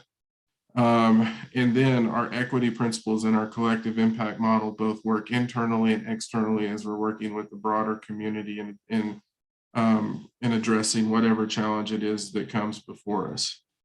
Next slide. So how all of this comes together is basically in this, and you see community stakeholders, you see our residents, and then you see city divisions and departments, and you see that neighborhood impact in the middle, working with neighborhood impact team, working with everyone as we're dealing with whatever issue is going to come before us in the future. So in this case, I think they're going to talk about this a little bit later, but I'll go ahead and go into this. The executive team is myself, Zach Artis, and Karen Roney. The leadership of the neighborhood impact team in this Center of Excellence is Carmen Ramirez and Sarah Arney. Again, Carmen's experience in working with neighborhoods, as you heard me say earlier, cultural brokers. Sarah's experience in the crime-free multifamily housing program. And the work that she's been doing with us on the LHA, and they both really know the community. They then have brought together a broader team of folks that are representing pretty much every division within our organization as we continue to move forward with this, and we're going to continue to bring in more. Carmen? If we could go to the next slide. Carmen Ramirez, Community and Neighborhood Resources. Good evening, Mayor and Council. So as Harold kind of already outlined, the challenge that we had was with a very large group of unhoused individuals, setting up camps, monopolizing the shelters, and just the increasing conflict between regular park users and neighborhood residents. And so we wanted to really work on a focused impact so that residents could start to feel comfortable in using their park and safe in their neighborhood. Next slide, please. So our focus really was to ensure that public space was identified and used as intended, that we diminish the use of alcohol and drugs use, that park shelters were available to all, and that we increase resident activity and recreational use in the park, because that wasn't happening anymore because neighbors did not feel safe going to the playground with their children or having baseball games there. Next slide, please. So we started working with community partners to connect people to the resources. Those individuals that are experiencing homelessness wanted to make sure that they knew where the resources are and how to connect. We wanted to make sure that we had this balance of compassionate intervention where we needed, and we went out and had conversations with groups of folks and talked to them about the impact of their behavior, the kind of occupying and monopolizing, what that impact was on neighbors. And we also asked that of our community partners. Their focus is a lot on the individuals, but we asked them to also consider the impact on the neighbors. And then we set up some communication strategies to ensure neighbors, businesses, partners, and even those experiencing homelessness were aware of resources. We set up a voice mail and an email specifically for Lanyon Park, and so that neighbors could either call us and leave us a message with comments or information, or they could send us a email with that information also. And the next slide, Sarah Arney is going to come on and talk about that.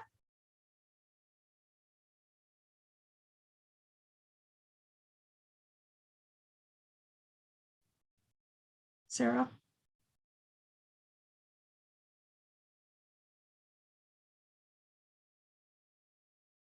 Sarah, you're muted currently. Can you hear me now? Yes, thank you. Okay, sorry about that. Good evening, Mayor and Council. Sarah Arney, Public Safety. This slide is just a dynamic kind of organizational chart showing you the next few slides that I'm going to talk about. Next slide. So our planning and organizing, the last, when we started this, it did start in July. Harold appointed Carmen and I to lead this effort. We identified our core leadership group, which Harold identified a little bit. We created an action plan, including roles for city staff. That did take some time and some definite outreach on our end, but definitely pulling those right people together to make this happen. And then started planning a resource fair and national night out in Lanyon Park. Next slide. In July, we had a resource fair and we incorporated National Night Out with that. National Night Out is usually the second Tuesday of the month in August, and it's a nationwide event. We've had it actually a few times in Lanyon Park and it was very successful. So we wanted to bring that back and also included a resource fair with that. We're also holding meetings currently and have been with Elder and Hope. And we did meet with the folks that were currently in Lanyon in October to talk to them about their concerns and just really just trying to listen to what's going on with them and experiencing what's going on with their situations. Establish communication tools and systems for the neighbors. We've hung up door hangers. I think we all had an effort in doing that. Lanyon Park, specific in email and voicemail. So that folks in the neighborhood had a direct contact and a direct email. So they weren't calling different numbers such as police or Carmen's office or whatnot. So we set up a centralized location for that communication. We did change the Lanyon Park hours temporarily to operate from dusk till dawn. So those folks that were deciding to stay in the park after hours were moved along by us, by Public Safety. We did look at the park from a CPTED principle, crime prevention through environmental design, and we installed additional lighting in the shelters, which helped drastically. I could tell how much that did help with just the lighting in the sidewalks, and you could definitely have that that vision through the park and being able to see. And we also cleaned up the shelters and they were painted, and that was all due to our partnership with our Parks Department. And currently developing right now a communication plan that addresses these complex issues around the homelessness. Next slide. The initial impacts from July and ongoing. At this point, we've received about 30 emails and voicemails. I think that number's higher. We just got more today, Carmen. We are pretty much on top of those and addressing those as they come in. Involved in productive meetings with outreach partners and working to straighten those partnerships. That's a weekly thing that we're doing. And I think it's helped drastically for folks to understand what we're doing and our purpose. Have received positive feedback from the folks around the Lanyon Park neighborhood. And we've created a request for quotes for an external consult to help implement the collective impact model and establish evaluation protocols to measure our success moving forward. Next slide. Is that me? Before you go off of this slide, Sarah, I wanted to touch on this one a little bit. So I think one of the things we look at, can you go back?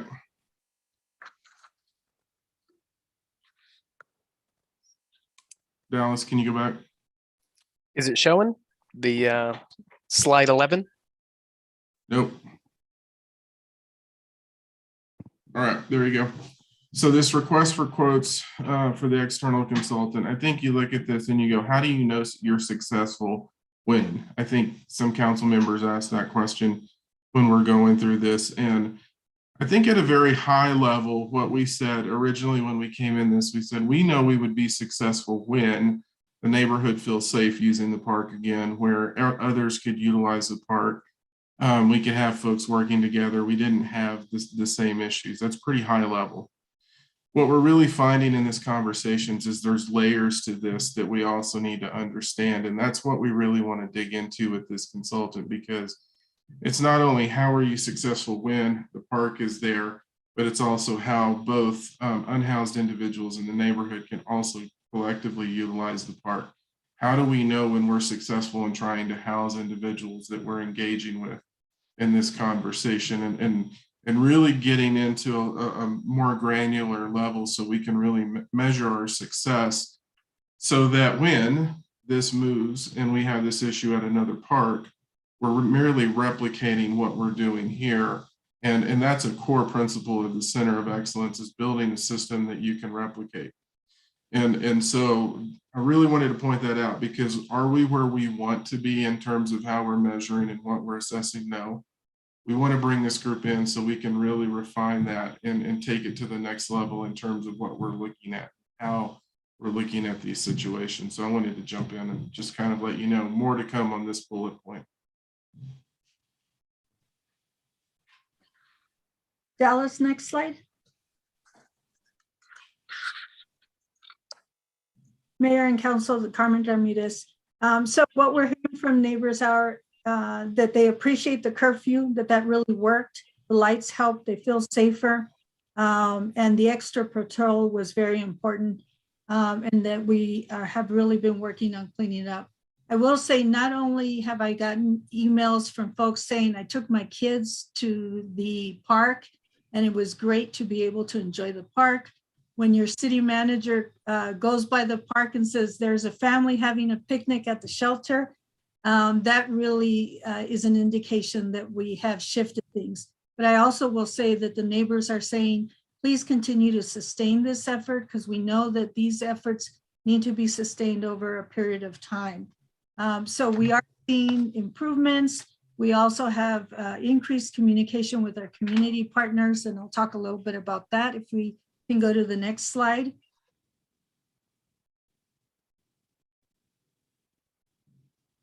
And then, as you see, Harold mentioned who the executive team is, which is Harold, Chief Artist, Karen, and then Sarah and myself. And then we've got interdepartmental teams that are all working with us. If we could go to the next slide.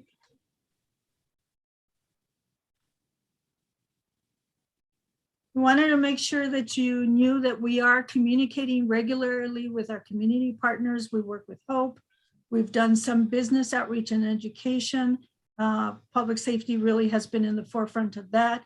Community grassroots efforts of involving, I've worked with, have gone out and met with folks that are out there feeding folks, and really have talked to them about their impact and the impact on the neighbors, and how could we align things so that they're helping to look after the park so that the park is welcoming for all, and also with the residents. And then if we can go to the next slide, and Karen Roney is going to talk a little bit about the outreach efforts. Thank you. Thank you, Carmen, and good evening, Mayor and City Council. Karen Roney with Community Services. So so Carmen mentioned in the previous slide about the community partners that we are working with as part of this Lanyon Park effort and the neighborhood impact team. And you know, one of the things that we have been really trying to ramp up is our outreach efforts through Homeless Solutions for Boulder County, because we know not everyone just shows up and decides that, hey, I am I'm ready to receive services. I really want to access resources. And so one of the things that we were able to implement in 2020 and still in 2021 and into 2022 is what we call the LTHER, which stands for Longmont Targeted Homelessness Engagement and Referral Effort. That's why we call it LTHER. is that it's through a state grant that Boulder County received, we were able to fund a 3-person team, someone with lived experience, someone that is a mental health counselor, and someone who does outreach, it kind of specializes in outreach strategies. And that 3-person team is working pretty closely with the neighborhood impact team to continue to reach out to people who are unsheltered, who are not stably housed, and that just aren't necessarily ready to focus on their well-being and stabilization. And so our efforts are to continue to reach out, to continue to connect, to build relationships, and to hopefully open the door one day for someone who might decide that, hey, you know, I'm really ready to try something else, and really to focus on my well-being and stability. So the grant that we received was a 1-year grant that was we were able to fund that through 2022. We submitted a subsequent grant and did get some additional dollars, but not enough to continue to fund us for the remainder of 2022. And so as council might recall, is that we had some unallocated funds from the 2022 Human Service Agency grants. And what the Housing and Human Services Advisory Board was to recommend that the first priority for utilizing those funds would be to extend the LDARE grant for another year so that we were able to fully fund that effort through 2022. And that is what our plan is, to use those dollars. Next slide, please, Dallas. So in previous slides, we talked about the importance of communication. And, you know, we tend to spend a lot of time doing the work and probably not as much time communicating what we're doing. And certainly we've I don't know how many times we're going to learn that lesson, but we learned it again. And so we are indeed focusing on how are we more focused and consistent in how we're communicating with the neighborhoods, how we're communicating with individuals that are looking for resources around what's available for people experiencing homelessness, and what we're doing in terms of this neighborhood impact team. So we have a plan. I have it in my hand, and we are indeed going to be really focusing on the 4 bullet points that you see here, and really utilizing our web pages and utilizing social media as the 2 primary venues that we will use to communicate, you know, what we're doing to address the issue, and where we can find resources, and how community members can best help. And we have indeed, I know that city council members have asked for an enhanced FAQ that we will post on the website, and that council certainly will have available at your disposal. And we will continue to update that as we get new questions that come in from the community. So on to the next slide, and back to Miss Sarah Arney. Thank you, Karen. Last but not least, we wanted to talk to you about the fact that we have seen and experienced several successes. We are also experiencing the continued challenges of this project. And we've identified there's a very visible group of these folks that are on the north side of town. There's about 8 to 10 of them. LDARE, HOPE, we're all, and even the LEAD program, everyone's kind of intertwined with these folks. And we're working through this with each and every one of these individuals, but that is definitely one of our challenges. Ensuring the continual engagement with residents and partners, making sure we're continuing to make it a priority to make like communication, like Karen just mentioned, is key to this, and making sure everyone's on the same page, saying the same things and spreading the same word. Addressing the belonging of people experiencing homelessness. So really talking to Hope and Elder about the fact of what these people are experiencing at their level. I can't have a conversation with one of these folks like Elder or Hope can, but Carmen and I have been asked to come out and talk to these folks, and we've already done that, but those conversations are being had to come out again. In the last bullet point, a growing trend of illegally possessing retail shopping carts. Sure that you've noticed we have several abandoned carts. We have several folks using the carts. We are working through a process right now addressing that, and that's, you know, in the works of figuring out exactly what we're going to do with those. And if anyone else wants to add something about that. Yeah, I'll jump in. And Dallas, can you drop the slide? The next slide is for questions. The shopping carts is really turning into a multi-pronged issue for us. We're finding them abandoned in alleys. That is an issue. When we talk to our business communities, I didn't realize this when we started this work. Those shopping carts are expensive.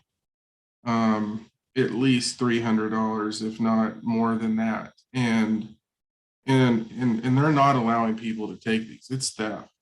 And so we're really looking at, and this goes into that, what we coined, I think, was it compassionate accountability, is how do we look at this? And we're not looking to ticket folks, but we are working with the businesses to get the shopping carts back to them, because you know, there is a broader impact to the community, because when they have to account for that financial loss, where does that go? That goes back into what they have to charge that's built within their system. And to give you an example, it's so pervasive for one property, they literally put a device on their carts that when it leaves their property, it locks it up. So we're seeing them having to take measures. So we're working with them. And really what we want to do is take the approach of, we really need to get this back to its proper owner. And we'll do it. So we're going to work with our operational groups to figure out how we can get them back. But really set the stage. You know, the example that I gave is, and I know it's absurd, but I said, what would happen if any one of us on here went and took a shopping cart? We would probably have to deal with issues. And it really is about that compassionate accountability.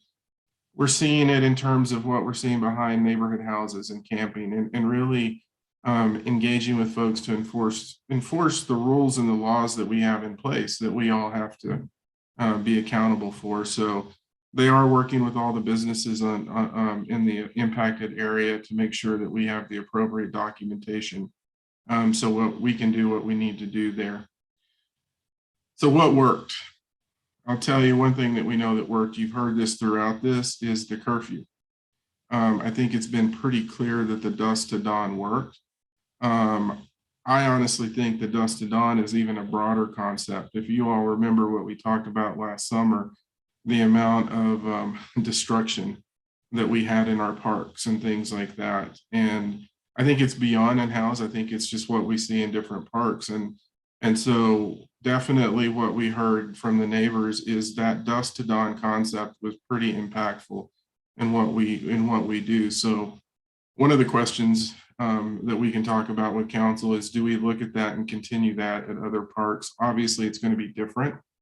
Where you have lighted facilities and things like that, you're going to have to carve those areas out, but that's important. The other thing I wanted to talk about is that what we do have in place and what we funded is cameras at our parks in order to monitor our facilities, because we were having, and this is all over, we're going to end up doing it all over because of the impact that we were seeing from vandalism and things like that. How do we use some of the smart technology? Personal example, I was there one day and people were wanting to use the restroom and they couldn't get in. The neighbors couldn't get in because someone locked themselves in there. How do you look at technology that doesn't allow that to happen? And those are other things that we're going to be doing. But I wanted to kind of throw the curfew thing out there and then add on to what Sarah said about the shopping carts and to be honest, code enforcement, people camping behind people's fences and things and dropping stuff behind fences that as a homeowner, we're going to get written up for if it's there. And so it really is managing all of these issues. But and we know, to be clear, car park is the next step. And so we're getting ready to start the same, how can we replicate this? Start the same process we did with Lanyon. But it's not just about city. You've heard us say this a lot. This is about us as cities, the city organization. It's about our partner agencies. It's about the neighborhood. And it's how do we collectively come together to continue, facing these opportunities. And interestingly enough, I had an organization come to me today that brought me an interesting solution. It's not ready, but they had heard what we're doing. And they said, hey, we want to be part of this. And it's not something I never would have thought of this. But we'll see what happens in the next couple of weeks because it's an interesting opportunity. And so I just wanted to add that to say probably what works. You kind of can see what works. What's council's appetite in terms of, this broader conversation on dusk to dawn. Not unique. We do it on the Greenway now and we do it in other places. And then we're going to continue on the lighting, the cameras, and some other technology.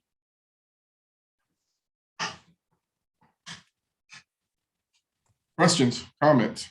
Mayor Pro Tem Rodriguez. Thank you, Harold, and thank you, Mayor Peck. First of all, I know that on social media, we get a lot of flack about our homeless population here, which is not entirely the city of Longmont's fault. The Front Range is very expensive. There are different policies amongst our partners on the Front Range that kind of also lead to this issue for us. At the end of the day, my question is, what is the percentage of folks that are really not able to get into service, if you will, be it one service or another, be it an addiction service, be it getting into housing, things like that, as far as the city of Longmont specifically is concerned, because I've already put it to our state legislators to see what the state was doing, much less what we're doing regionally in just Boulder County.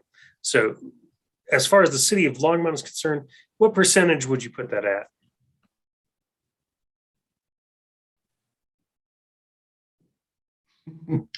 So you want me to answer that? Yeah. So that is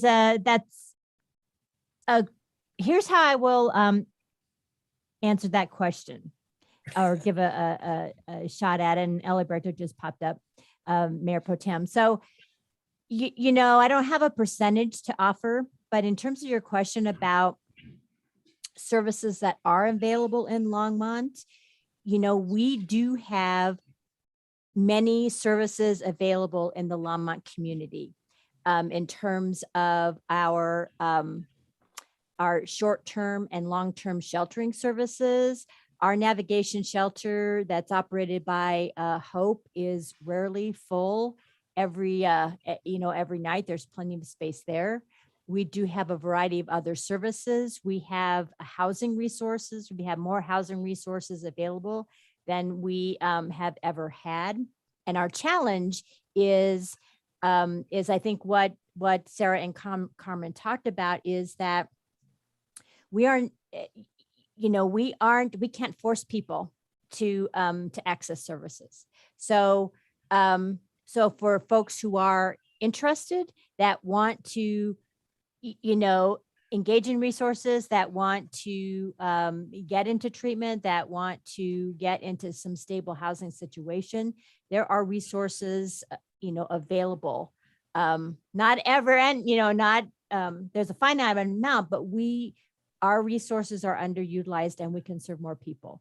So the interest in terms of our outreach work is really continuing to try to connect with people and try to open that door so that whenever someone says, hey, maybe I'm tired of living on the street, I'm tired of what this is all about, and I really want to try something different, we want to be there to help open that door. But we can't force people to take services. So if I can answer Okay. that. Well, I was just saying, thank you very much for that. I understand that we are very resource rich. My question really is more about those folks, again, that are not interested in the resources. Right. And so I think Harold might have been starting to say something, and then Officer Arnie, I assume, would have some more, boots on the ground kind of experience with that. So that's what I'm interested in. So we, in the numbers they gave us, we have a site, the activity log, that's part of what we're doing is data collection. And there's going to have to be an evolution to this where we start cross and touching the other data sources.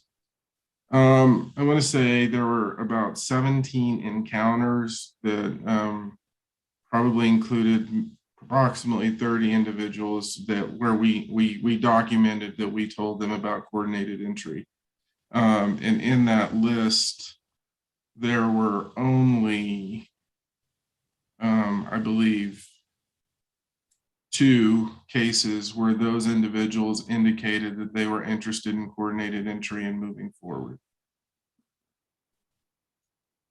And if I could add to that, I think some folks have utilized coordinated entry in the past, and for whatever reason, they didn't move forward. We have some circumstances where they've been kicked out of shelter that could have caused them some setbacks. So those numbers are accurate. And like Harold said, we're collecting that data as we speak. Thank you so much. Roberto? No, he left there. Wrong button. Sorry. Mayor Peck and council members. I do know that, I just got this data today because I'm working on a CBDG update. We had 376 unique individuals use the shelter in 2021. I got that data from Alice, and I'm still getting data from the shelter as well, that of Longmont folks that are using the Boulder shelter as well. So, I think that to Harold and Sarah's point, we do have a lot of folks that are utilizing services, and I think it's a smaller portion that are not. And it's a different population. I want to be very clear on this one, and we've tried to distinguish in this. It's a different population. So when we talk about the issues that we're dealing with at Lanyon Park, it's a much different conversation. And so the numbers I gave you were just the individuals at Lanyon Park. And if you all have heard my onion analogy and the different layers, this is a group that, literally, especially when it's cold, we try to get them in shelters. I'll give you a real world example of Sarah and Carmen. We were there one day, and there was an individual that had any number of issues on the phone with Hope, trying to get to go to the shelter. Sarah's running across Lanyon Park to stop an RTD bus to see if we can give the individual a ride. At the end of the day, didn't want to go. And so when we say the challenge is, it's a different population, it's a different set of challenges, because we have a lot of folks that utilize the service. We have a lot of folks in our community that are unhoused, and we're not seeing the issues. This is a very different issue we're dealing with in some of these locations. And to be perfectly frank, we were told you're going to chase us all over the place. But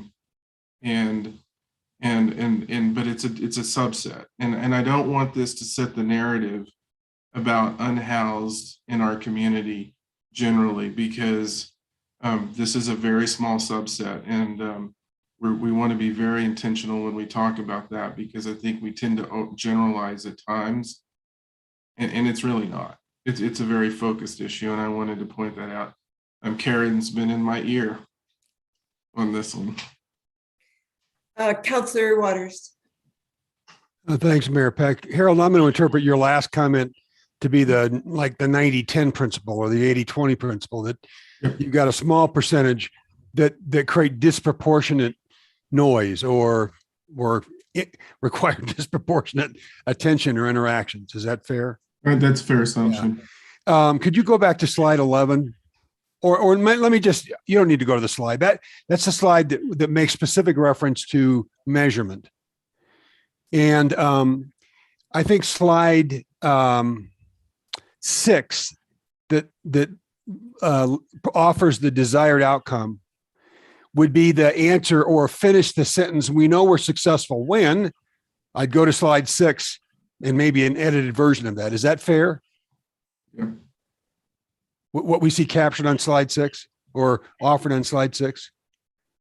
Are used as intended and are welcoming and safe for all residents. Yes. Yeah. And you can certainly measure, you can collect feedback and measure user perceptions or, reactions. But when we bring in the experts from outside, it would be useful, I would think, that we could offer them some of what we think to be the objectives we have to accomplish to get to that desired outcome, right? So Harold, you mentioned curfews, and there's a reason we've got curfews. You mentioned cameras. There's a reason we're using cameras. We could go down and list a number of the other activities, right? Whether it's a strategy or a tactic. But it seems to me that if those are the things that we think we need to do to get to those desired outcomes, we could get a bit of a head start if we could articulate some time-bound and measurable objectives aligned with that desired outcome that reflect the work we're doing now, and then whatever else we need to do. And part of the reason for me to think that's important is when we get the budgets, Karen mentioned the LDARE team. I'd made a notice, we were going through the presentation, and she answered the question about funding for the LDARE team this year. But when we get into that discussion, I'm going to make the note, in terms of my list of budget priorities, when we get to that time, to make certain that at least we spend a little bit of time we know, are we going to fund the LDARE team into 2023? And the decision to do that would be an easy one, I think. It would be made easier if we had the data, right? Some data specifically to as evidence of the effects they're doing and what they're doing in relationship to design or performance targets, right? That are going to lead to those desired outcomes. So I appreciate all the efforts. I appreciate Sarah and Carmen, what you two are doing. I know you're out there every day with other officers and the core teams, and Eliberto, you're out there. I mean, I know it's an all hands on deck initiative. I can guarantee you the residents around Langdon Park appreciate it. I appreciate it. I know, everybody in town does. And we have to, this is a full court press. We need to stay focused on this. It's worthy of our time and attention. And I appreciate what we're doing with it. Could you go back to slide 3?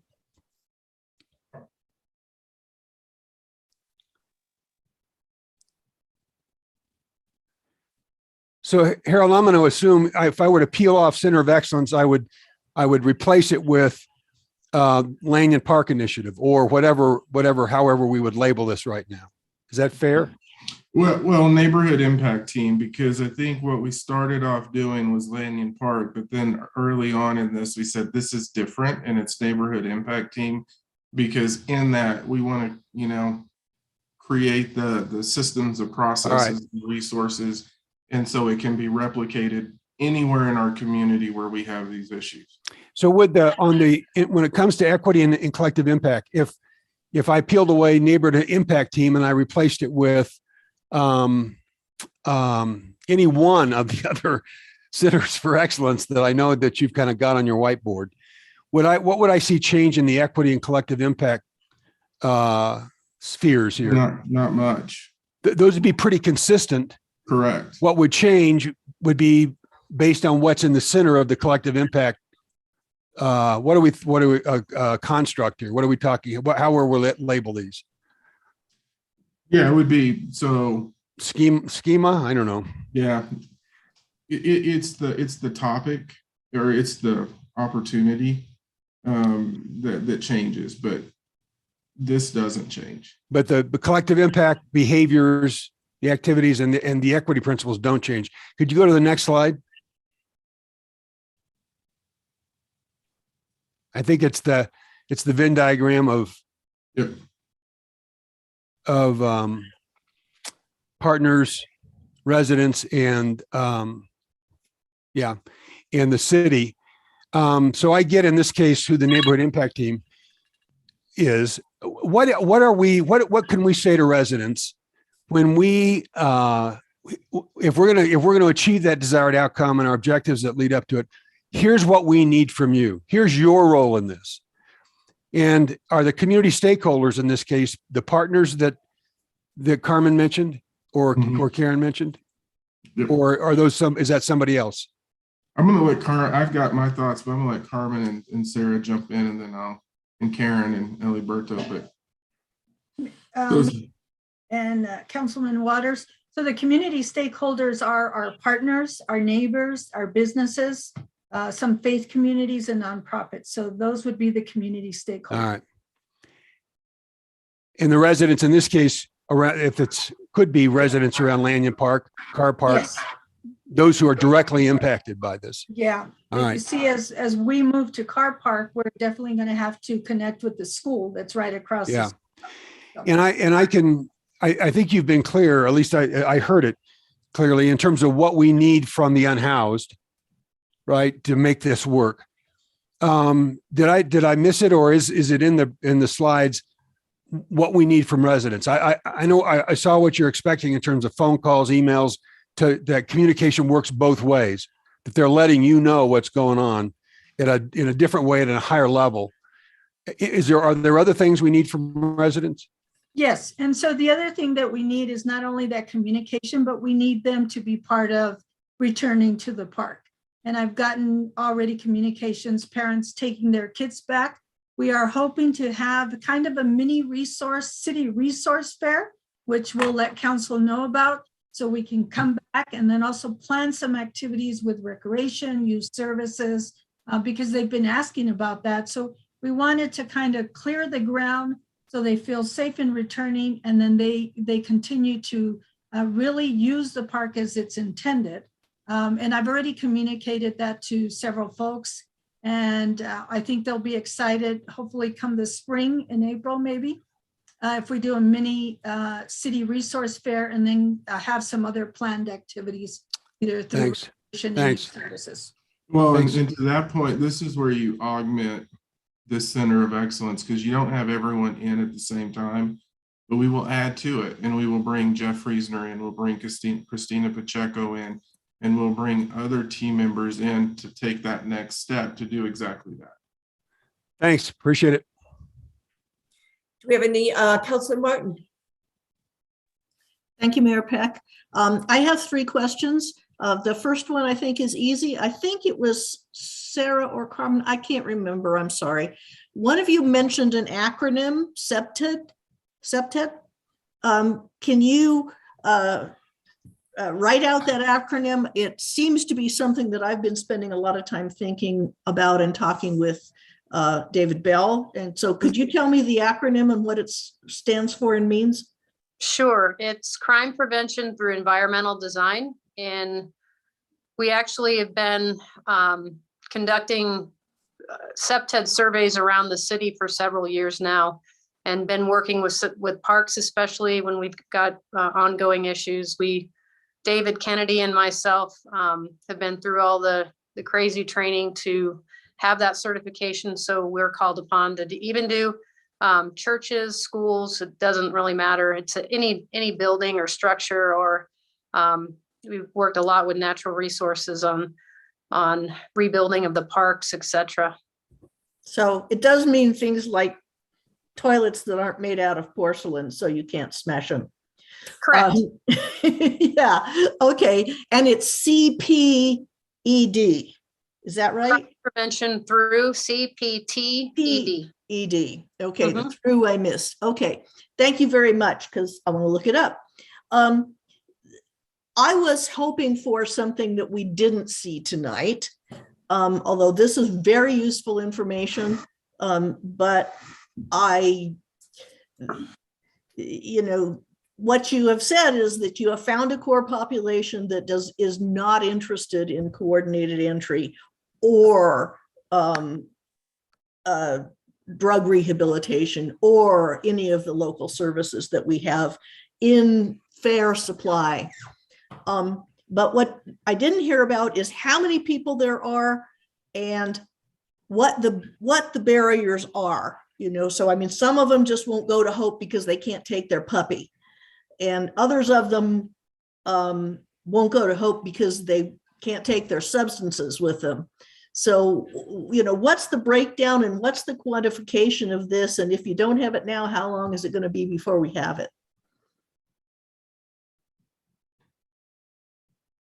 Trying to look. We're going to have to cross some data sets. We don't have all of that information in terms of the why. Part of it is you can't compel either. So I go back to what Karen said. You can't compel them. What we can tell you is out of the list I gave you, we mentioned coordinated entry. We know who told us they were interested. But in terms of getting in and actually finding out, well, why didn't you do this or why didn't you do that? It's up to them to tell us. Sure, you can't. Yeah, so, you can't make them tell you even just as much as you can't make them go. You also can't make them say why. So, Councilmember Martin, what I would add, and Eliberto, you and I can maybe work on this. So I would say the best source of the why is going to be the members of the LDARE team that are really out there engaging with the individuals in those areas. And so we can go back and so just to see what kind of data. We have a lot of anecdotal information, but we'll go back and try to get some more specific. Eliberto, do you think that is doable? Because they are certainly talking to folks, and they probably have the best information to try to answer the question that you just asked about the why and the barriers. And so do they, I'm going to let Eliberto talk, but I wanted to ask, do they have direction now that we're looking for quantification as opposed to anecdotes? Well, there is, and Eliberto might be able to answer that. So there is data that we have to respond to or provide in terms of the grant. So we can dig in and see and figure out and get the data that we have available and respond back. Eliberto, do you want to add to that? Right. So Councilmember Martin, yes, they do track through HMIS, which is the homeless management information system that is a statewide run by MDHI, the Metro Homeless District. I forget what it stands for, all of it. But yes, they do track, they do have some quantifiable data. But to Harold's point, they may keep track of the numbers they interact with, the referrals they make, but they may not know how many of those actually take them up on the referral, unless the folks themselves self-identify as having gone through with the referral, and some may just refuse to answer, completely. So, but yes, we can talk to them about getting more quantifiable data of their outreach efforts. Zach. Thank you, Mayor, Council. Zach Artis, Public Safety Chief. Councilman Martin, to your question, one of the things that we started early on in the process as public safety went out and engaged our folks that are challenged with unhoused, is we began to collect data to try to find out what services they needed, what resources they needed, whether or not they wanted those resources. And so something to your point, I think we can probably go back and look, is try to gather additional data of why they didn't want the resources. And so I think that's something that we continue to collect that data from public safety to help build really information on how we can address the needs and resources of the unhoused. Certainly, I think that's something that Sarah, Carmen, and myself can discuss and try to add to our really our documentation of when the officers have contact to try to get you that information. Thank you. There is a national literature on this subject. So, we have some ideas of what the barriers might be, even if we don't know in our particular local case what the barriers are. And then the last question I have is about chasing people from park to park. And you've already mentioned the next park. What are your ideas for changing that dynamic so that people don't congregate in parks?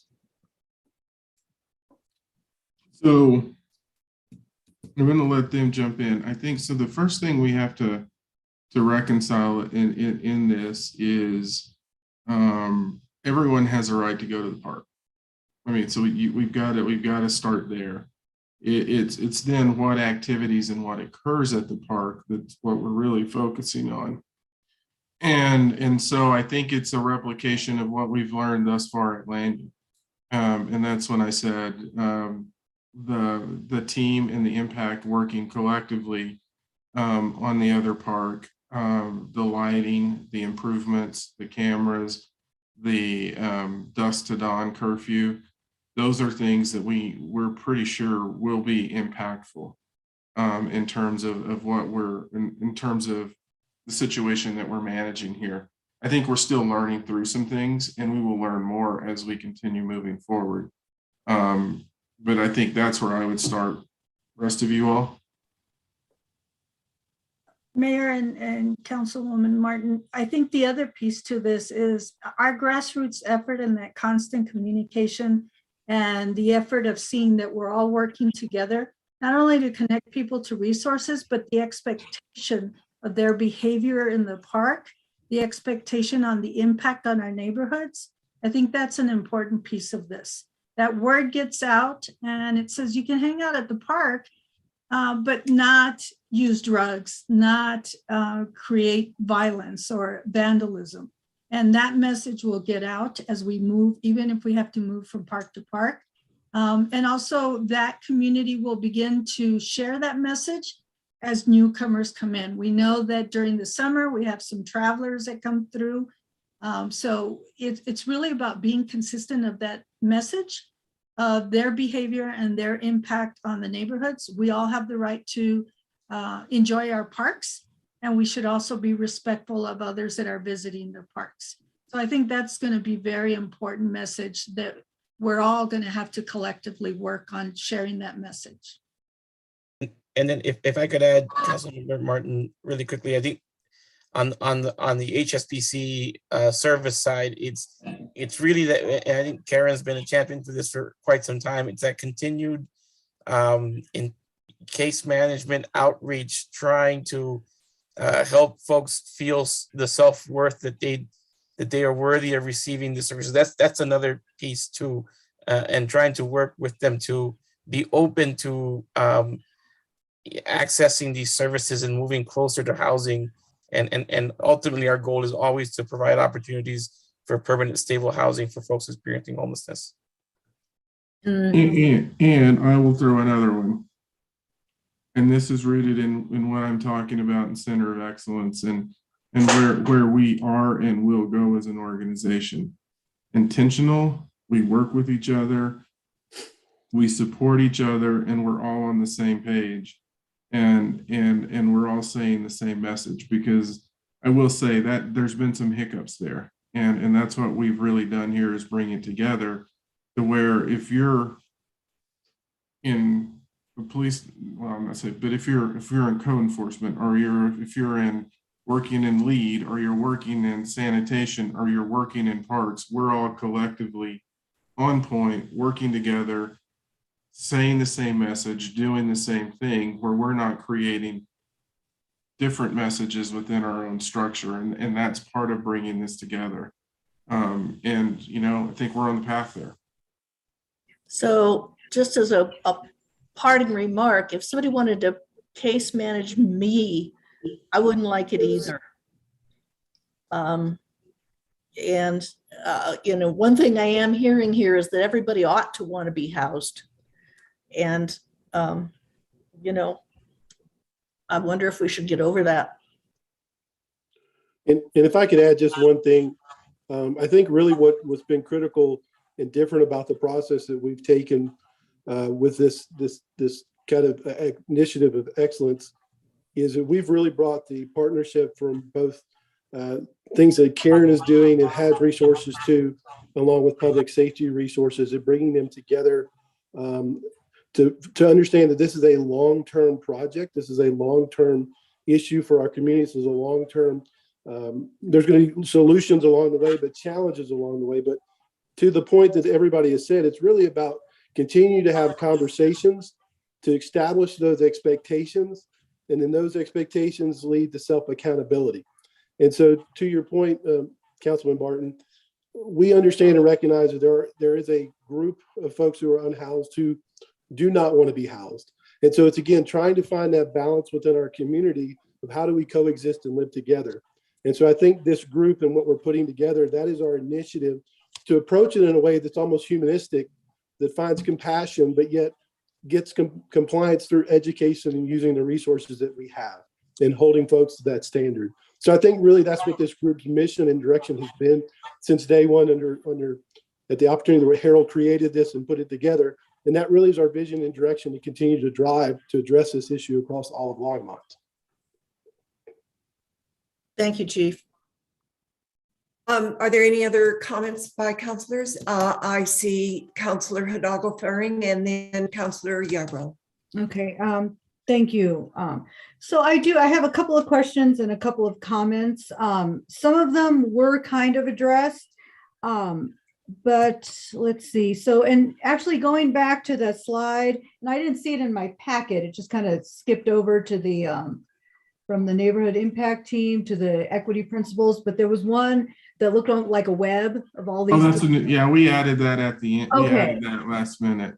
That was a Harold ad. Okay, so and in that slide there were different you have the lead team, the core team, public safety, different organizations and departments and programs that kind of intersect depending on the problem.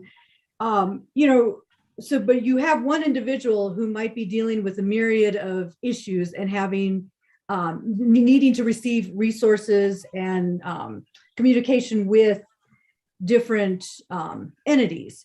So I want to know the line of communication between each one. Has that been consistent? Has it been a challenge? And what are the opportunities for these different departments and organizations to kind of come together and address individuals?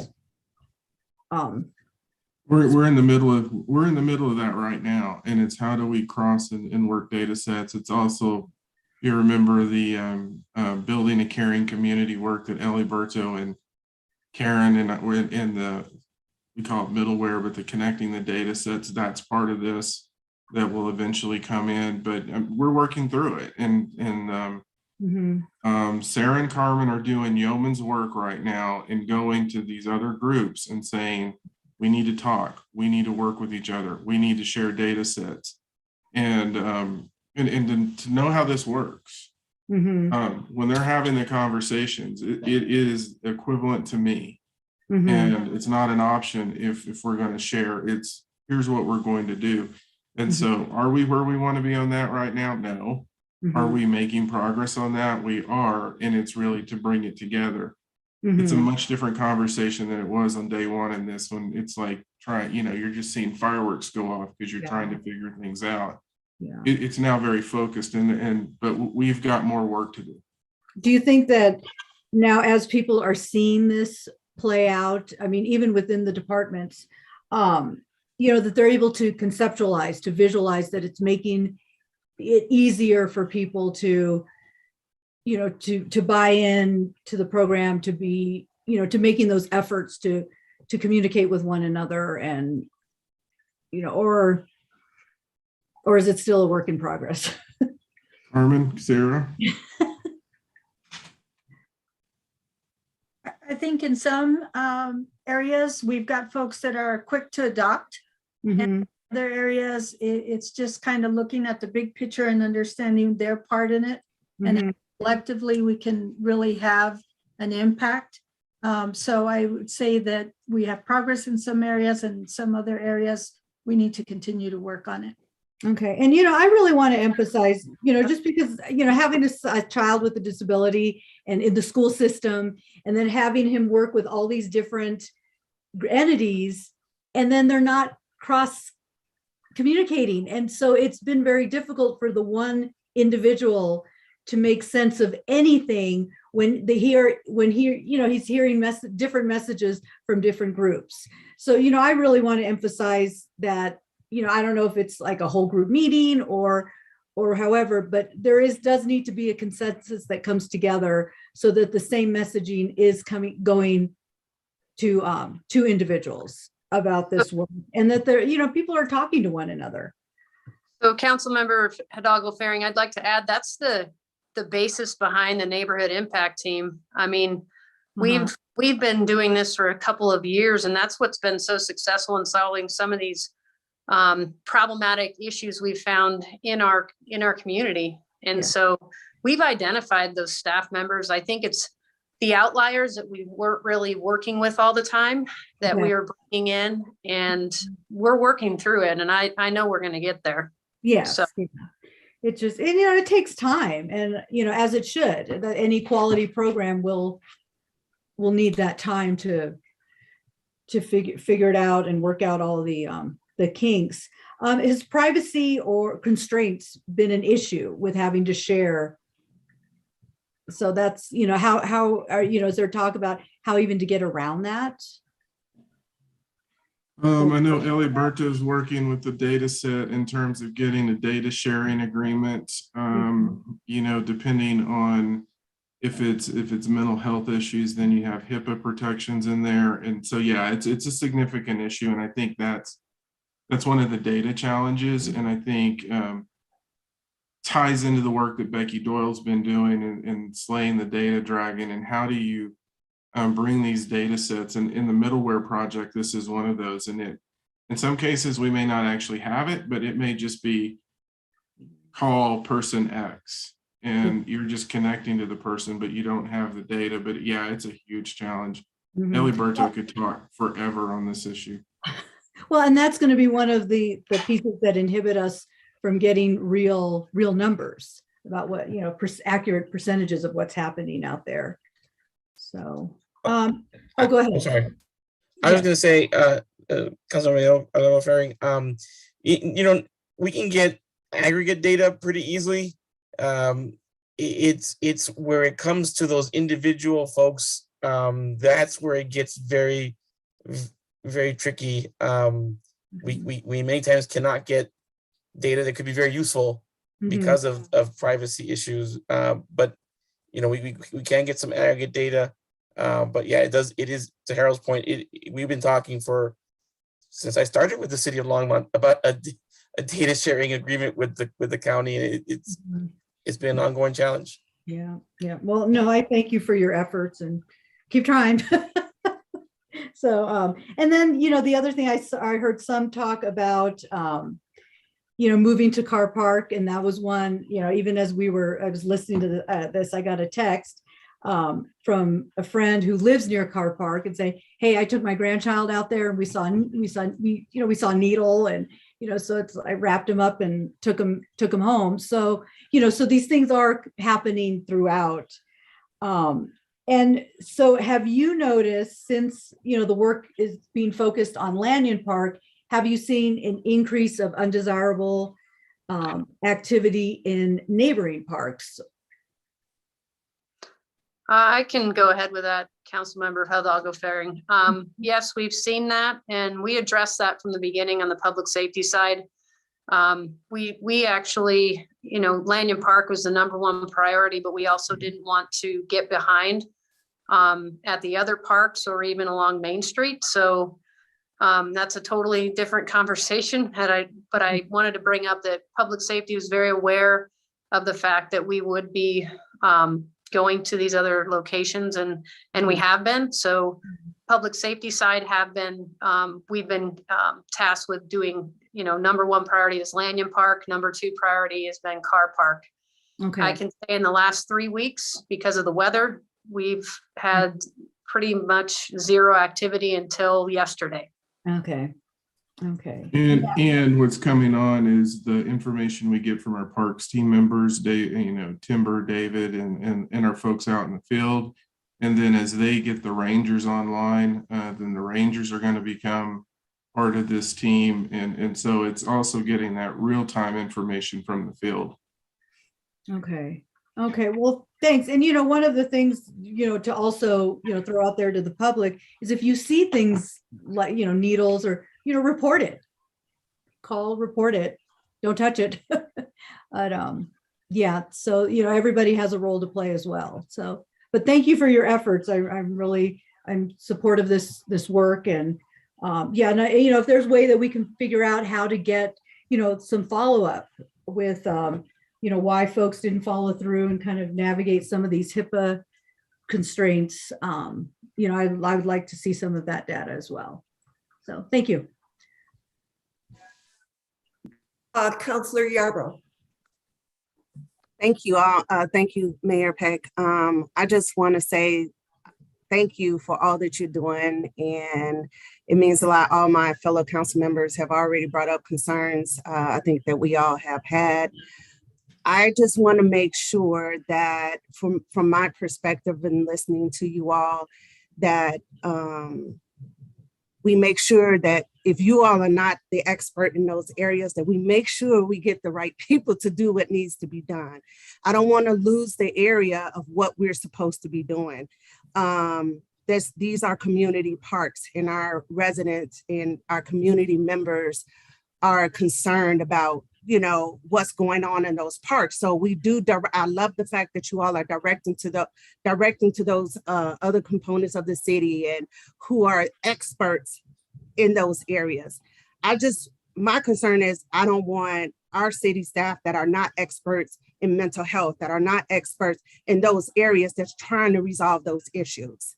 So then I think we take away from what the original objectives were or are, right? So that's my concern. And the other thing is I want to make sure that what we do in one park, we should probably really look at all the other parks in our city. I know we can do one park at a time, but if there's some way we can have evaluations at other parks where there aren't, we don't have those the lights where we, like I know a park by my house, they have the tennis court. So they have that lighting out there. So I think it's important that at some point, when you all have the capacity to go out to all the parks within the city of Longmont and maybe have some type of system, ready, like what's the next park out of Carr Park after Carr.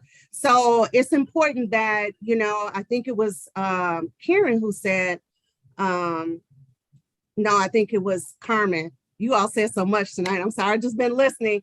That, when other people come here from other cities or from Boulder and that are unhoused, they know that Longmont is strict. We don't need them to keep moving from park to park to park because all the requirements are there in all the parks. At all the parks, we're going to have lightings, we're going to have the doors, the locks, everything the same. And I think that's important. We shouldn't just have one or two parks in the city that they know they can't go to because we're really strict in those parks. But then they're going to move going more south, right, to those parks or wherever. So I just want to make sure that we keep that in the back of our minds or at the forefront and think about how do we utilize the same resources for Lanyon and Carr for the rest of the city. So I just want to say thank you for all that you all are doing. I really appreciate it. And I understand the services. I just want to make sure that you all are not trying to be everything because there are experts that are that's their job. So thank you so much. And if I can, one thing that comes into play in that conversation is the ARPA funds on the neighborhood resiliency and the work that we plugged in for there and how we can use those to augment it so we can do more. So I think this has been a great conversation, and the team can see how invested council is in helping find solutions. I know that homelessness is never going to go away completely. It is just part of the thing. But when I had this conversation with Harold, I think we talked about it in December, and then you pulled the group together in January. A lot of work has been done in just a month, five weeks, basically. And so hats off to you. What I've heard tonight from the counselors is we need data, education, both from the public as well as, to me, this has been an educational conversation. We need to have mental health, and Shakita just brought up the equity lens, which I really appreciated. So the mental health, that's why I made that motion to use the other half of the marijuana funds for mental health, not knowing how it's going to be used. That's not our decision, but that's out there for you to use to, you know, for Councillor Yarbrough's comment about bring in the experts, and don't let staff deal with things they shouldn't be dealing with. That might be dangerous for them as well. So that's really good, but we've only had a month, 5 weeks that you've been collecting data. So I think that, to Councillor Waters' point, when we do the budget, where is the need after we do this for 8 or 9 months?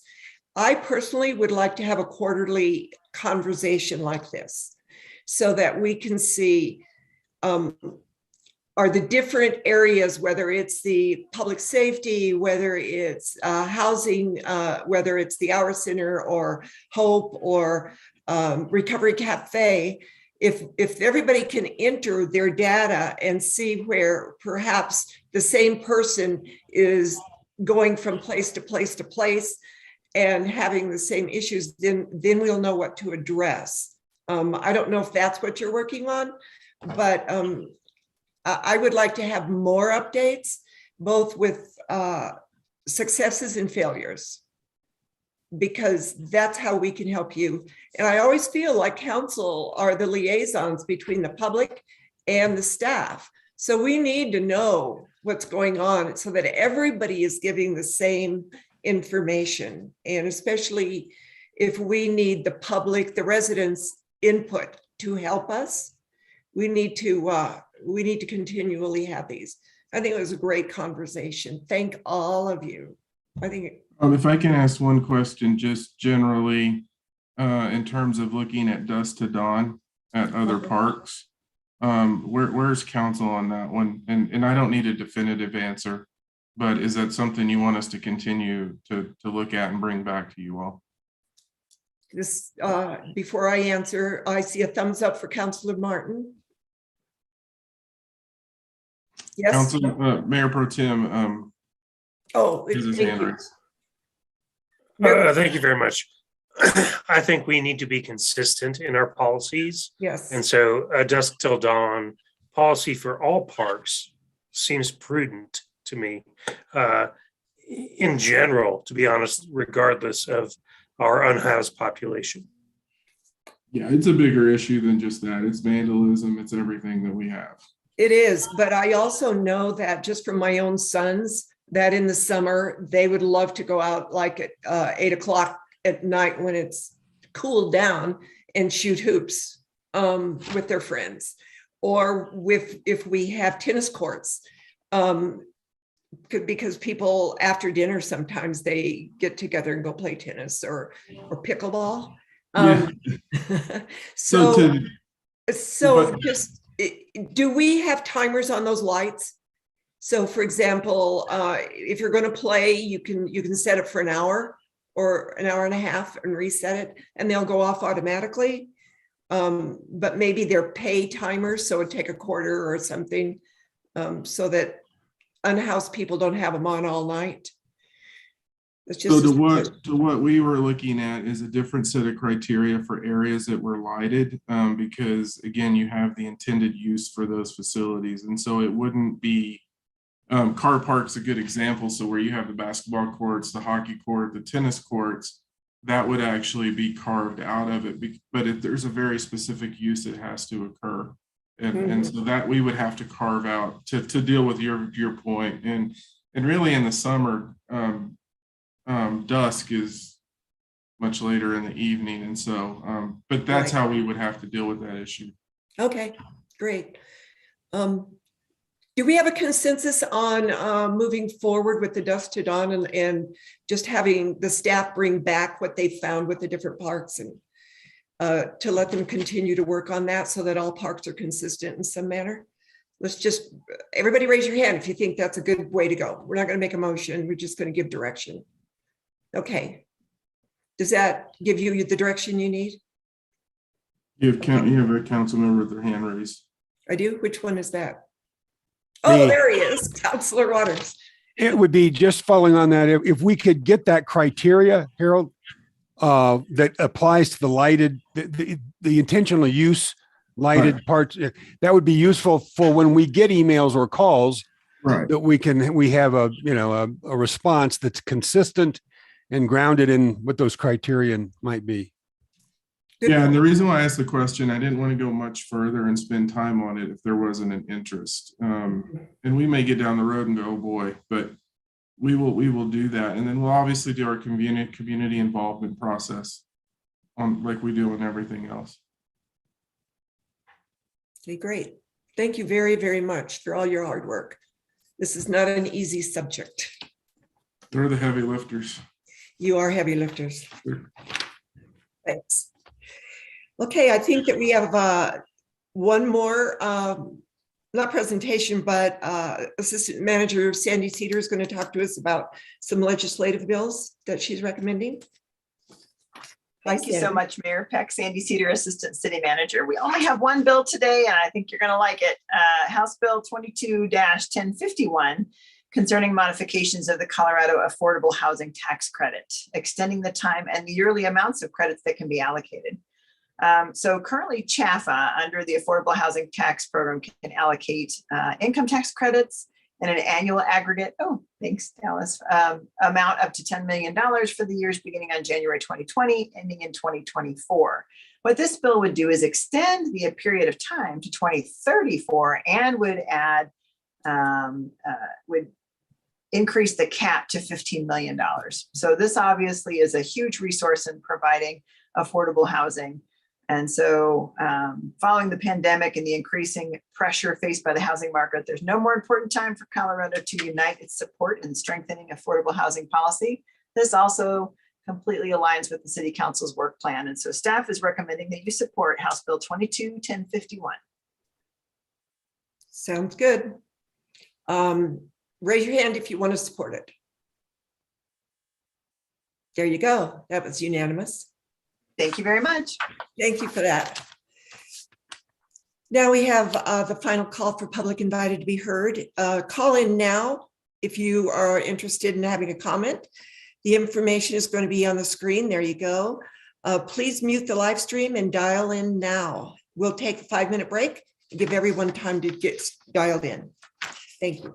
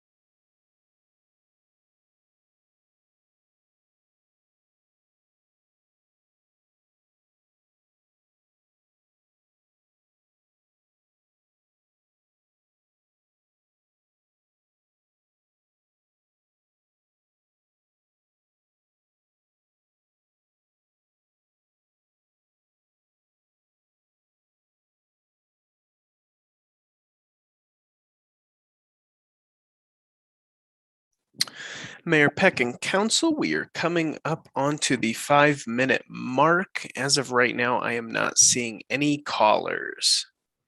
Okay, let's cut it off at the 5 minutes.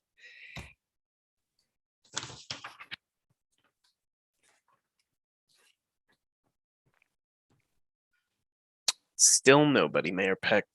Okay, let's close that down. And we'll move on to mayor and council comments. Do we have any comments from councilors? No. I do have one. Oh.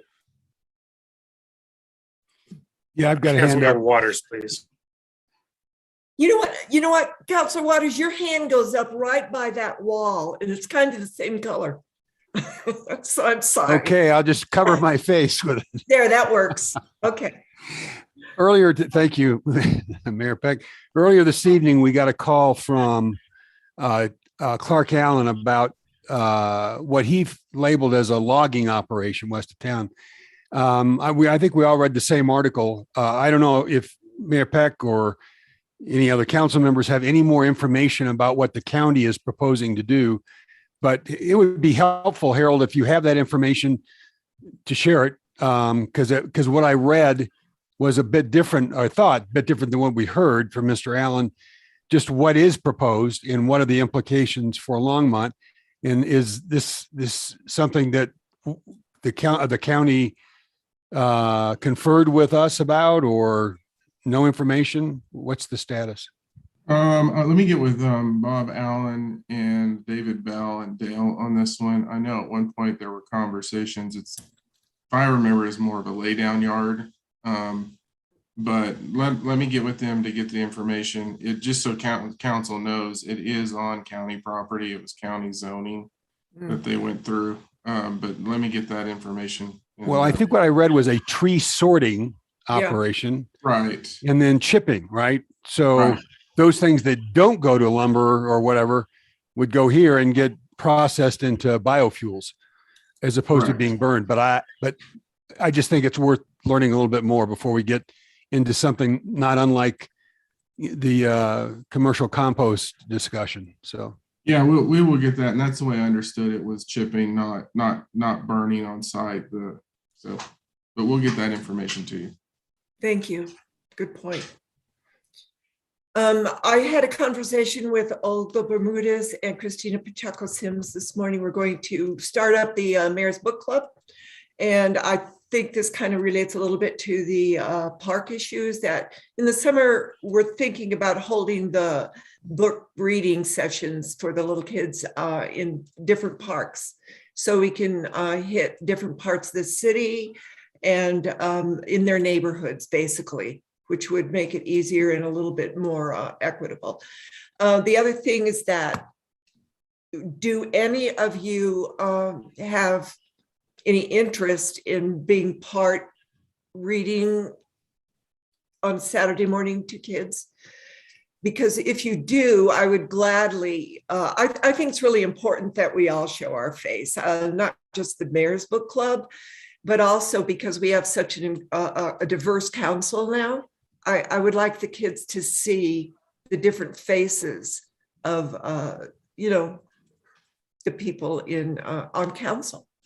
So if you would like to do that, you don't have to, but I think it would be, I don't know. I like the idea. Let's just say that. So we'll let you know. Councilor Hidalgo-Faring. And going back to the book club, so that is different from the one that Laura Lewis, I think there was an email about Read Across America. So that is, so was it last year or maybe the year before? We in the height of the pandemic, or actually the start of the pandemic, when we were trying to navigate everything and we're switching to virtual, I did do some read aloud books that they recorded for the kids to see. So I'm really excited that now we're going to in person. Yes. At a park, because that will be more impactful. It was just, it was hard. I don't like videos. I don't. I know. I know. In person, let's call it good, but. Yeah, and there's nothing better than interacting with little kids. Yeah, anyway, for exactly, me, so. exactly. So it was a lot of fun, even if it was just video, but if you can on a Saturday morning, I would highly recommend. And for folks to bring their kids, it's fun. Exactly.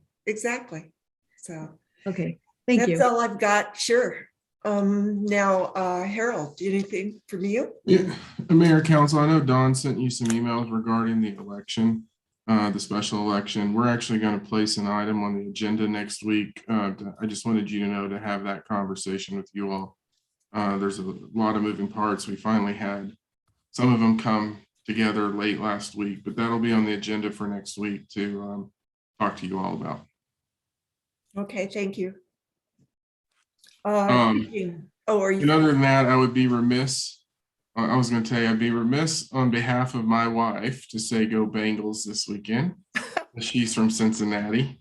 Other than that, no comments, Mayor, Council. Thank you. Eugene? No comments, Mayor. Thank you. With that, I think we are done. Can I have a motion to adjourn? So moved. Thank you. Second. All those in favor, raise your hand. All those opposed. Thank you. This was a fun meeting. Talk to you later.